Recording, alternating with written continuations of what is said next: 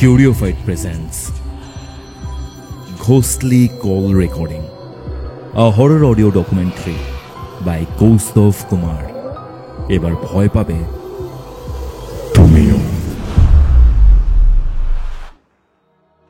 কিউরিওফাইটের ঘোস্টলি call recording সিরিজের মারাত্মক একটি হরর পডকাস্টে আপনাদের সকলকে স্বাগতম জানাচ্ছি। আমি কৌস্তভ। আজকে এমন একটি ঘটনা আপনারা শুনতে চলেছেন যেটি শুনলে আপনাদের ভেতরটাও কেঁপে যাবে। এখানে এমন এমন ঘটনার ব্যাপারে উল্লেখ করা হয়েছে যা সত্যি বলতে খুব একটা শোনা যায় না। উত্তরপাড়ার একটি হন্টেড হাউস, যেখানে একটি ছেলে অ্যাসিড খেয়ে মারা যায়। তারপরে সেখানে শুরু হয় বিভিন্ন প্যারানর্মাল অ্যাক্টিভিটি। ইভেন দীঘার উদয়পুরের একটি ঘটনা রয়েছে এখানে। ইভেন আপনি যদি আপনার নিজের ঘটনা কিউরিওফাইটে শেয়ার করতে চান তাহলে যোগাযোগ করুন হোয়াটসঅ্যাপে। হোয়াটসঅ্যাপ নম্বরটি হচ্ছে 6290675195। এবং হ্যাঁ, আমার সাথে কথা বলার জন্য আপনারা আমাকে ইনস্টাগ্রামেও মেসেজ করতে পারেন। কিউরিওফাইট ইউটিউব চ্যানেলে আপনারা যদি নতুন হন তাহলে সাবস্ক্রাইব করে বেল নোটিফিকেশন অন করে রাখুন। আমরা 2 লক্ষ সাবস্ক্রাইবারের খুবই কাছাকাছি রয়েছি। এবং থ্যাংক ইউ, আমাদের দ্বিতীয় ইউটিউব চ্যানেল কৌস্তবের আড্ডাতে 1 লক্ষ সাবস্ক্রাইবার কমপ্লিট হয়েছে। আশা করছি কিউরিওফাইটে 2 লক্ষ সাবস্ক্রাইবার খুব তাড়াতাড়ি আমরা অ্যাচিভ করতে পারবো। তাহলে চলুন, আমি আর কথা বাড়াচ্ছি না, সরাসরি চলে যাচ্ছি কিউরিওফাইটের ঘোস্টলি কল রেকর্ডিং সিরিজের মারাত্মক একটি হরর পডকাস্টে। ঘড়িতে বেলা 3টে। আপনারা শুনছেন কিউরিওফাইটের ঘোস্টলি কল রেকর্ডিং। আপনাদের আজকের হরর ডোজ।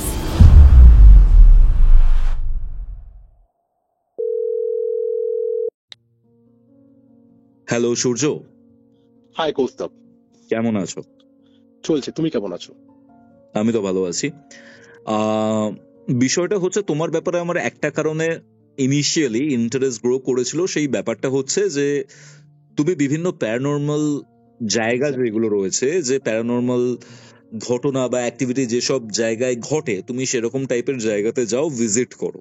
এবং ভিজিট করার পর তুমি বোঝার চেষ্টা করো যে ওখানে কিছু আছে বা নেই, অথবা তুমি শিয়ার থ্রিলের জন্যই তুমি ওইসব জায়গাতে যাও। একদমই একদমই। এবার তুমি আমাকে উত্তরপাড়ার একটা ঘটনা বলছিলে, উত্তরপাড়ার একটা জায়গার ব্যাপারে বলছিলে, যে জায়গাটাতে তুমি যাও এবং যাওয়ার পর তোমার সাথে এরকম প্যারানর্মাল অ্যাক্টিভিটি, মানে খুবই সাংঘাতিক কিছু ঘটনা ঘটে। এবার উত্তরপাড়ার ব্যাপারটা খুব ইন্টারেস্টিং, কেননা উত্তরপাড়াতে আমার পিসির বাড়ি। সেখানে আমি ছোটবেলা থেকে গেছি, জায়গাটাকে ডেভেলপ হতে দেখেছি। এখন পুরো জমজমাট একটা জায়গা। সেখানে এরকম টাইপের একটা বাড়ি বা এমন একটা স্থান যেখানে এরকম প্যারানর্মাল অ্যাক্টিভিটি ঘটে, সেটা মানে কি বলবো, সেটাকে ভাবতে পারাটাই একটা আলাদা ব্যাপার। একদমই তাই, একদমই তাই। অ্যাকচুয়ালি শুধু আমি উত্তরপাড়া বলবো না, এরকম আমি বিভিন্ন জায়গাতে আমি ভিজিট করেছি, লাইক হাসনাবাদ, বর্ধমান, সিউড়ি, শিলিগুড়ি, ঠিক আছে। আর এগুলো অ্যাকচুয়ালি আমাকে লিড দেয় আমার নিজস্ব বন্ধু বা আত্মীয়রা। তারও একটা বিশেষ কারণ রয়েছে। সেই কারণটা হচ্ছে হলো, যেমন মনে করো আমি একটা ইঞ্জিনিয়ারিং কলেজে পড়তাম, তো সেখানে আমি যখন এইসব হন্টেড হাউসে গিয়ে আমি ভিজিট করে আসতাম, তো সেখানে প্রচুর আমার বন্ধু বান্ধব ছিল যারা ওই ভিজিট হওয়ার পর কি ঘটনা ঘটেছে ওরা খুব আগ্রহের সম্পর্কে শুনতো এই জিনিসটা। আর আমি এটাকে কোনোদিনও ইনভেস্টিগেশন বলবো না, কারণ ইনভেস্টিগেশন ইলেকট্রোম্যাগনেটিক ফিল্ড ছাড়া হয় না, লাইক ইএমএফ, কেটোমিটার, তারপরে ওই ঘোস্ট ডল যেগুলো থাকে, যেগুলো মানে শ্যাডো ডিটেক্টর করে, ঠিক আছে, এগুলো ছাড়া কখনো হয় না। আমরা যতক্ষণ না কোনো রকম ওই ইলেকট্রোম্যাগনেটিক ফিল্ড থেকে কোনো রকম কোনো ইয়ে পাচ্ছি, ততক্ষণ আমরা সেটাকে এভিডেন্স হিসেবে বলতে পারবো না। আর অ্যাকচুয়ালি ঘটনাটা 2013 সালে ওই নভেম্বরের শেষের দিকে ঘটে। তো সেই টাইমে না আমার কাছে এরকম টাইপের কোনো ডিভাইস ছিল না। মানে উত্তরপাড়ার বিষয়টা, হ্যাঁ, উত্তরপাড়া বিষয় বা যেখানে আমি যেখানে জায়গায় যেতাম ওই টাইমটাতে, তো এখানে আমার কাছে এরকম টাইপের কোনো ইলেকট্রোম্যাগনেটিক ফিল্ড টাইপের কোনো জিনিসপত্র ছিল না যে আমি ইনভেস্টিগেশন বলবো জিনিসটাকে। এটা ছিল একটা আমার জীবনের সবচেয়ে বড় ভুল বলতে পারো। ঠিক আছে, ওকে।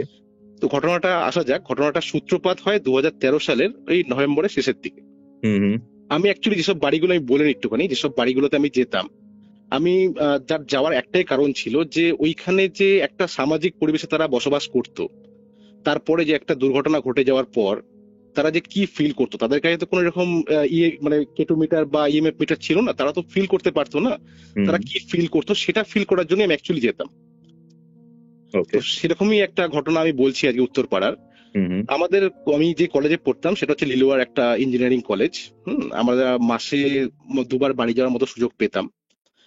তো এরকমই একটা দিন ছিল যে শনিবার রবিবার করে আমি ছুটি পেয়েছিলাম, তো আমি বাড়ি চলে এসেছিলাম। তো বাড়িতে আসার পর কি হয়েছে, আমার মোটামুটি ধরে রাখো ওই শনিবার দিনকে আমি যখন বাড়িতে মানে কাজ করছিলাম, ওই টাইমে আমার একটা বন্ধু বিজয়, তার বাড়ি উত্তরপাড়াতে। ও আমাকে কল করে আমাকে বলছে যে তোর জন্য একটা সারপ্রাইজ রয়েছে। আমি বললাম কি সারপ্রাইজ? বলে তুই কি আজকে উত্তরপাড়া একটু আসতে পারবি? আমি সারপ্রাইজটার উপর ডিপেন্ড করছে সেটা আমি আসবো কি আসবো না।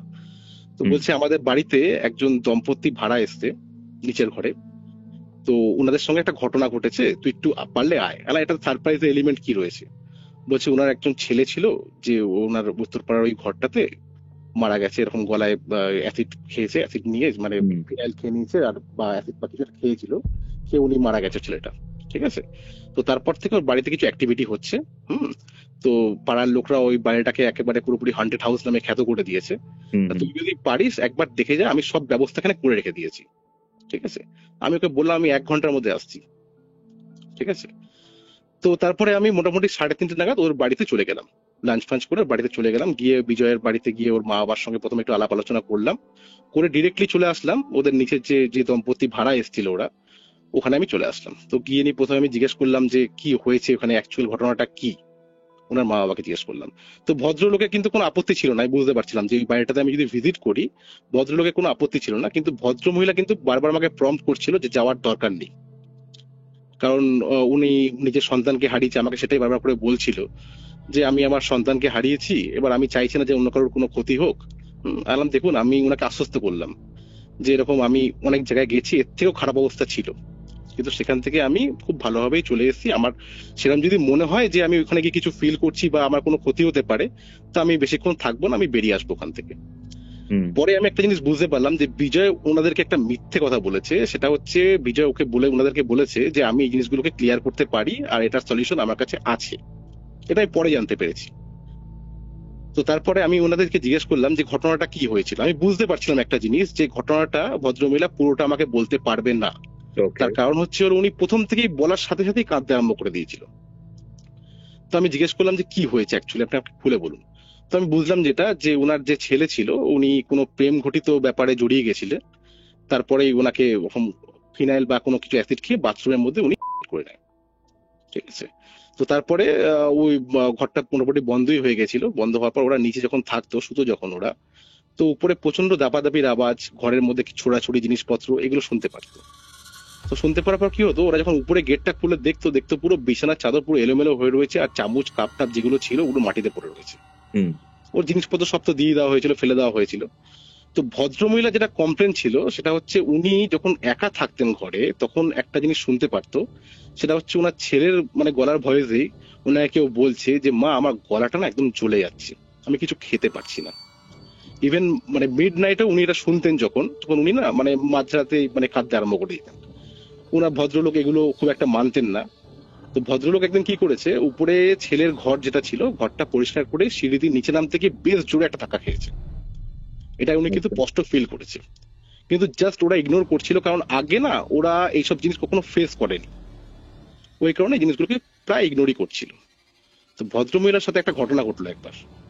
সেটা হলো কি, যে ভদ্রমহিলা একবার বাথরুম থেকে বেরিয়ে যখন ঘরে আসছিল তখন উনি সিঁড়ির কাছে কিছু একটা দেখেছে, দেখে প্রচন্ড ভয় পেয়ে গেছে। প্রচন্ড উনি ভয় পেয়ে গেছে, উনি ঘরে এসে রীতিমতো কাঁপছে থরথর করে। তখন উনি ভদ্রলোক চিন্তা ভাবনা করলো যে বাড়িতে একটা তান্ত্রিক ডেকে কিছু একটা ব্যবস্থা করতে হবে। তো তান্ত্রিক ভদ্রলোক লোকালই ছিল, তো ওনাকে ডেকে নিয়ে এসে পুরোপুরি বাড়িটা দেখালো। উনি পুরোপুরি বাড়িটা দেখলেন, দেখে উপরে ঘরেও গেলেন, গিয়ে বললেন দেখুন এটা সত্যি কিছু সমস্যা হয়েছে, যে 3 দিনের যে আপনারা কাজটা করেছেন ওই কাজে কোনো ত্রুটি ছিল, না হলে এরকম অ্যাক্টিভনেস হয় না খুব একটা। ওকে, তো আমি একটা কাজ করছি, এই বাড়িটাকে পুরো বন্ধন করে দিচ্ছি। আপনারা যদি খুব অসুবিধা ফিল করেন তাহলে আপনারা না 1-1.5 মাসের জন্য অন্য কোথাও ভাড়া নিয়ে আপনারা থাকুন। ঠিক আছে? তো ওরা পুরো বাড়িটাকে বন্ধন করে দিয়েছে। উনি বলেছিল যে ডিসেম্বরের শেষে উনি আসবেন, উনি তারাপীঠে থাকেন মেনলি। তো উনি আসার পর উনি আবার পুরোটা ক্লিয়ার করে দেবেন। এটা একটু সময় সাপেক্ষ ব্যাপার, তো চট করে সলিউশন হবে না। তো সেই কারণের জন্যই না ওনারা ওই মানে বাড়িটা ছেড়ে বিজয়দের বাড়িতে ভাড়া নিয়েছিল। আচ্ছা আচ্ছা। ঠিক আছে। তো আমি পুরো ঘটনাটা শুনলাম, শোনার পর আমাকে যখন বেরোচ্ছি বাড়ি থেকে তখন বিজয় আমাকে বললো, তুই একটা কাজ কর, তুই একটা শোলার চাকু, মানে শোলা কাটা যে চাকুগুলো হয় না, ওই চাকু একবার নিয়ে আমার বাড়ি থেকে আমার সঙ্গে বেরোস। বললাম ঠিক আছে। তো বিজয় আমাকে একটা প্রশ্ন করলো যে তুই কি এই দিনের আলো থাকতে থাকতে একবার কি দেখে আসবি বাড়িটা, চোখের দেখা? কারণ দেখ, সন্ধ্যেবেলা গেলে যে ফিলটা আমি করতে পারবো সেটা কিন্তু আমি মানে এই দিনের বেলা গেলে আমি অতটা করতে পারবো না। তো মোটামুটি 5:30 নাগাদ আমরা ওই বাড়িটা থেকে বেরোলাম। ওই ভদ্রলোক ভদ্রমহিলা বললেন তোমরা যাও, আমরা আসছি। তো বেশ খানিকটা হাঁটাপথই ওখান থেকে ছিল। তো আমি যখন বাড়িটার সামনে গিয়ে দাঁড়ালাম, মানে বাড়িটাকে দেখে না আমার একটা অদ্ভুত ফিল হচ্ছিল যে একদম ঠান্ডা এরিয়া পুরোপুরি, মানে ওরকম বাড়ি আমি কখনো আগে দেখিনি। এত জায়গায় আমি ভিজিট করেছি কিন্তু ওরকম ভাবে আমি কোনোদিনও দেখিনি যে একদমই ঠান্ডা, মানে এরিয়া পুরোপুরি ঠান্ডা, মানে মনে হচ্ছে একটা পিন পড়লো শব্দ শোনা যাবে। বাড়িটার বিবরণটা আমি একটু দিয়ে নিই, যে চারিদিকে এরকম পাঁচিল দেওয়া পুরোপুরি ঘেরা, সামনে একটা কাঠের দরজা যেটাতে তালা ঝুলছে। বাইরে থেকে সিঁড়িটা দেখা যাচ্ছে, যে সিঁড়িটা দিয়ে আমাকে উপরের ঘরে উঠতে হবে। ঠিক আছে।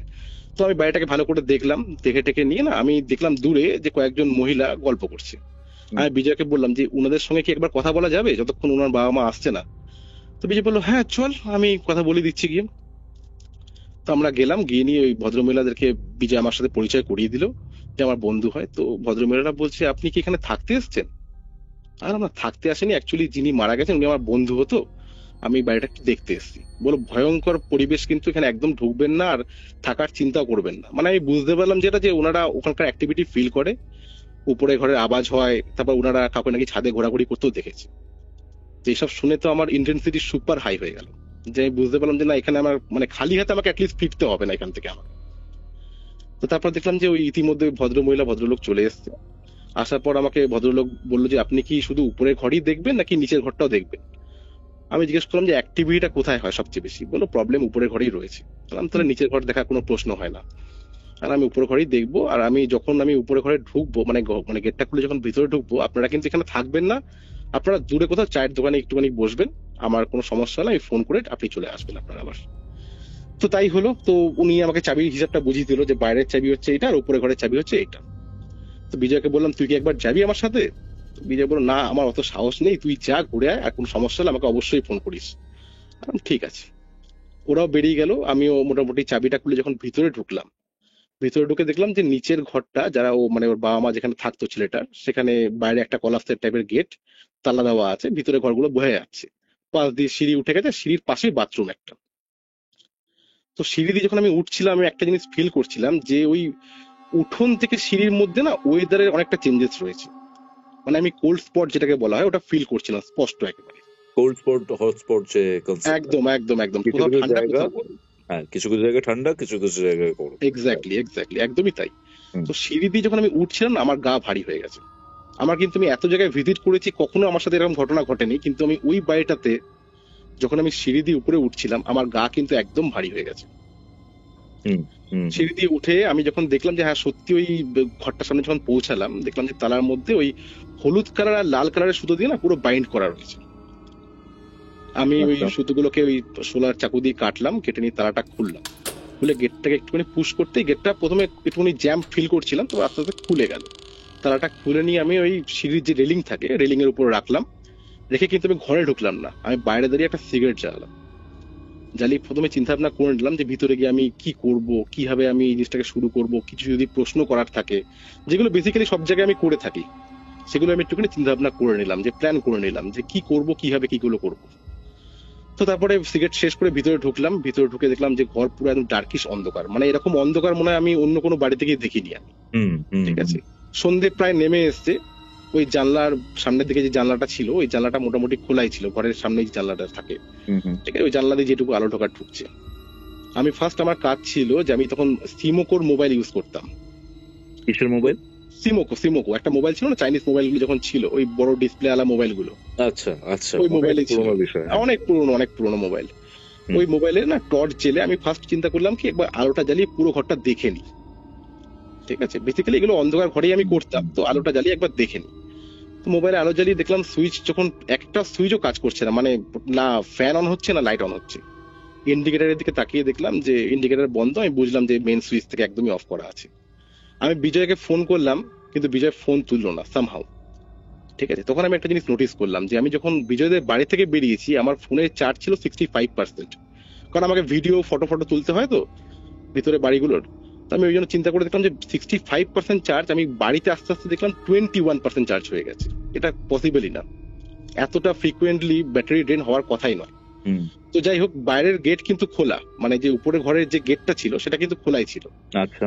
আমি গিয়ে খাটে বসলাম, খাটে বসে চিন্তা ভাবনা করছিলাম যে ছেলেটা এখানেই বসতো, মানে ওর ফিলটা আমি করছিলাম ওখানে ঘরের মধ্যে বসে যে ও কি কি করতো ঘরের মধ্যে। খাটে বসলাম, খাটে বসে পুরো ঘরটাকে মোবাইলের টর্চে যেটুকু দেখা যাচ্ছে দেখলাম। দেখে নিয়ে ওই জানলার সামনে দাঁড়িয়ে বাইরেটা দেখছিলাম। দেখে যখন পিছনে ঘুরেছি তখন দেখছি গেটটা অটোমেটিক্যালি বন্ধ হয়ে গেছে অনেকক্ষণ আগে, যেটা কিন্তু আমি খেয়াল করিনি আমি। আর গেট বন্ধ হওয়ার পর যে গেট বন্ধ হওয়ার যে সাউন্ড সেটাও কিন্তু আমি শুনতে পাইনি। হুম, এটা আমার বেশ অবাক লাগলো। আমি বুঝতে পারলাম যে এই ঘরে আমার বেশিক্ষণ থাকা হবে না। হুম, হুম, হুম। তো আমি চিন্তা করলাম যে তাড়াতাড়ি বেরোবো, তার আগে একবার বাথরুমটা দেখে নিই যেখানে ডেড বডিটা ছিল। তো আমি মোবাইলের টর্চ দিয়ে আমি বাথরুমের যে ছিটকিনির মতো থাকে না, ছিটকিনিটা খোলার চেষ্টা করলাম, কিন্তু প্রচন্ড জ্যাম। তো আমরা অনেক সময় কি করি যে ছিটকানি জ্যাম থাকলে কি হয়, ওই বাথরুমের যে হ্যান্ডেলটা থাকে গেটের ওটাকে ধরে টেনে নিয়ে খোলার চেষ্টা করি। তো সেটাই চেষ্টা আমি করছিলাম। হঠাৎ আমি শুনতে পেলাম একটা আওয়াজ যে এখনই বেরিয়ে নাহলে মেরে ফেলবো। এটা আমি শুনতে পেয়েছো? একদম এটা স্পষ্ট শুনতে পেয়েছি যে এক্ষুনি বেরিয়ে নাহলে কিন্তু মেরে ফেলবো। মানে তুমি আমার সাথে যেরকম কথা বলছো, যেরকম ভাবে শুনতে পাচ্ছ আওয়াজটা, হ্যাঁ, ওটাও কি সেরকম না ছিল? ওটা না, ওই ওই কথার মধ্যে একটা আলাদা বলিষ্ঠতা ছিল। ওই গলার যে ভয়েসটা যেটা ছিল না, ওর মধ্যে একটা আলাদা বলিষ্ঠতা ছিল পুরোপুরি। আমি আচ্ছা। প্রথমে যখন আওয়াজটা শুনলাম আমি প্রথমে না ভাবলাম যে এটা কিরকম হলো, আমি তো এরকম অনেক জায়গায় ভিজিট করেছি, কোনো জায়গায় আমি মিশ্র প্রতিক্রিয়া পেয়েছি, কখনো এরকম ঘটনা ঘটেনি। কিন্তু এই আওয়াজটাকে সত্যি শুনলাম, মানে 10 সেকেন্ড তো আমাকে ওয়েট করতে হয়নি, সঙ্গে সঙ্গে আবার একটা আওয়াজ। বললাম তো বেরিয়ে যেতে। আমি তখন বুঝে গেলাম যে আর কিছু করার নেই, এবার আমাকে এখান থেকে বেরোতেই হবে, নাহলে কোনো ক্ষতি হয়ে যাবে আমার। আমি স্পষ্ট বুঝতে পারছিলাম, আমার সিক্স সেন্স মানে প্রপারলি অ্যাক্টিভ হয়ে গেছিল ওই টাইমে। আমি আর পিছন দিকে তাকাইনি। আমি যখন পাস করছি ওই জায়গাটা ছেড়ে যে মেন গেটের সামনে যাচ্ছি আমি, আমার যে সাইড আই রয়েছে আমি বুঝতে পারছি খাটের সামনে কেউ দাঁড়িয়ে রয়েছে। আর সেই লক্ষ্য ভিশন দিয়ে দেখতে পাচ্ছ? একদম একদম আমি স্পষ্ট সেটা ফিল করতে পারছি। আমি ওই টাইমে তোমাকে আমি যে বলছি আমার একদম এখনো গুজবাম্প আসছে পুরোপুরি, মানে আমার গায়ের লোম পুরো খারাপ হয়ে গেছে। যে খাটের সামনে যে কেউ দাঁড়িয়ে রয়েছে এটা আমি স্পষ্ট বুঝতে পারছি। আর সে যে আমার দিকে লক্ষ্য স্থির করে তাকিয়ে আছে সেটা আমি ফিল করতে পারছি। আমি গেটের সামনে গেছি, গেটের সামনে গিয়ে আমি যে গেটটাকে পুশ করবো না পুল করব সেটা আমি বুঝতে পারছি না। আমার মাথা ওই টাইমে একদমই পুরোপুরি ব্ল্যাঙ্ক, মানে ওই টাইমে আমার পুরো হাত পা কাঁপছে। ঠিক আছে, তো অনেক চেষ্টা করছি সামনে ঠেলার, একবার টানছি গেটটাকে, একবার ঠেলার চেষ্টা করছি, কিছুতে কিছু হচ্ছে না। আমার হাত থেকে গেছে মোবাইলটা পড়ে। এবার মোবাইলটা তুলতে যাবো আমি ফিল করছি আমার চারপাশে কেউ দৌড়াচ্ছে, মানে খুব হন্তদন্ত হয়ে কেউ যখন ঘোরে না চারপাশে একদম সেম এলিমেন্ট। আচ্ছা, আচ্ছা। আমি মোবাইলটা তুলবো সেই সাহসটা আমার নেই, মানে বলতে পারো এক কথায় যে আমার স্বাধীন ইচ্ছে পুরোপুরি অবশ। কোনো ক্রমে নিজেকে আমি কন্ট্রোল করলাম, কন্ট্রোল করে নিয়ে আমি মোবাইলটাকে তুলবো। আমি মোবাইলটাকে তুলতে যাবো, আমি পুরোপুরি ফিল করলাম আমার পিছনে কেউ দাঁড়িয়ে রয়েছে, একদম অনেকটা আমার কাছে দাঁড়িয়ে রয়েছে। মানে ওই টাইমে আমি যে মানে কি বলবো, স্পাইন চিলিং মোমেন্ট পুরোপুরি আমার কাছে ওটা। না আমি এগোতে পারছি না আমি পিছোতে পারছি। মোবাইলটা তুলে আমি খালি দাঁড়িয়েছি, দেখছি যে গেটটা হালকা ফাঁক হয়ে গেল। আমি গেটটাকে তখন পুল করলাম, গেটটা একদম সিম্পলি খুলে গেল। যে গেটটা এতক্ষণ ধরে জ্যাম প্যাকড ছিল সেটা একদম সিম্পলি গেটটা খুলে গেল। আমি গেট থেকে বেরিয়ে সিঁড়ি দিয়ে তত্তর করে নিচে নামছি, নেমে নিয়ে যেখানে মানে একটা দাঁড়ানোর জায়গা থাকে না, সিঁড়ি ডিভাইডেশন যেখানে থাকে, ওখানে আমি যখন দাঁড়িয়েছি তখন দেখছি বিজয় আর ওর মা বাবা ওখান থেকে আসছে। ওদেরকে দেখে আমি একটু সম্বিত ফিরে পেলাম, নিজেকে একটু জোরে জোরে নিঃশ্বাস নিলাম যে না এটা আমি এইভাবে ইয়ে করতে পারবো না। আমি করে আমি যখন পিছনে একবার তাকালাম আমি স্পষ্ট দেখতে পারলাম যে কেউ একজন মুখ বাড়িয়ে আমাকে দেখছিল ওই ঘরটা থেকে, যে আমি তাকানোর সঙ্গে সঙ্গে না সে ভিতরে ঢুকে গেল। ব্যাস আমি পুরোপুরি ব্ল্যাঙ্ক, আমি আর কিছু চিন্তা ভাবনা করতে পারছি না আমি এটা আমি কি করব। বিজয় আমাকে ওখান থেকে জিজ্ঞেস করছে কি রে সব ঠিক আছে তো, আমি শুনতে পাচ্ছি কিন্তু আমার মুখ থেকে কোনো কথা বেরোচ্ছে না। আমার পা যেন কেউ আটকে রেখে দিয়েছে, আমার শরীর পুরো অবশ। মানে আমি ওকে কত কষ্ট করে যে আমি হাত দিয়ে ইশারায় ডাকলাম যে তুই একটু আয় এখানে, ও আসতে না আসতে আমি পকেট থেকে সিগারেট বার করে ফেলেছি। ওর মা বাবা দেখছে ছেলেটার ওখান থেকে, অত বড় দুজন বয়স্ক মানুষ দেখছে আমাদেরকে, আর আমি ওখানে দাঁড়িয়ে সিগারেট মানে বের করে ধরাতে আরম্ভ করে দিয়েছি, কারণ আমি পারছিলাম না নিজেকে মেনে নিতে। কোনোরকম বিজয় আসলো, কি হয়েছে কি হয়েছে, ও আমাকে দেখেই বুঝতে পেরেছে শীতের দিন, তার মধ্যে আমি দরদর করে ঘামছি। আমি তখন বললাম আমি এখানে কিছু বলবো না, তুই আমাকে এখনই বাড়ির ব্যবস্থা, নিজের ব্যবস্থা কর, আমি এখানে থাকতে পারছি না আমি আর। ও কোনো ক্রমে আমাকে হাত ধরে নিচে নামালো, তখন নামানোর পরে ওর মা বাবা জিজ্ঞেস করে তালা চাবি মেরেছো? না, আমার আর ক্ষমতা নেই কাকু, আপনি গিয়ে করুন, আমার অবস্থা শেষ, আমি বুঝে গেছি কি হয়েছে এখানে, মানে আর কিছুক্ষণ থাকলে হয়তো আমার প্রাণ সংশয় হয়ে যেত পুরোপুরি। তো ওনারা বলছে কি হয়েছে কি হয়েছে তুমি বলো আমাকে, তুমি এরকম কেন করছো? আমার এখন বলার কোনো ক্ষমতাই নেই, আমাকে এখন যে হোক একটা টোটো বা অটো দেখে দিন, আমি বাড়ি চলে যাব, আমি এখানে এক ফোঁটা থাকতে পারছি না, আমি বাড়ি চলে যাব। তো তখন বিজয় ওই জল টল খাওয়ালো আমাকে, ওর বাবাই গিয়ে আলটিমেট তালা চাবিটা মারলো, মারার পর আমাকে ওখান থেকে মানে বাড়ির জন্য পাঠিয়ে দিল ওখান থেকে। আমি ওখানে কাউকে কিছু বলতে পারিনি সেভাবে, যে আমার সাথে অ্যাকচুয়ালি কি ঘটনা ঘটেছে, ওখানে কি হয়েছে, আমি কি কি দেখেছি। কিন্তু কি দেখেছি একমাত্র আমি জানি ওইখানে।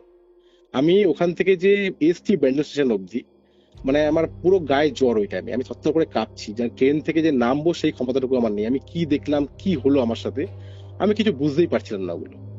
বাড়ি এসছি, বাড়ি আসার পর তো আমার তুমুল জ্বর, কাউকে কিছু বলতে পারছি না, জ্বর কিভাবে আসলো, বাড়িতে বললে তো আমাকে আর ছাড়বে না এই জিনিসটাতে। বাড়িতে আসার পর আমি মানে লিটারালি স্বপ্নে পর্যন্ত দেখতে পাচ্ছিলাম এই জিনিসগুলো।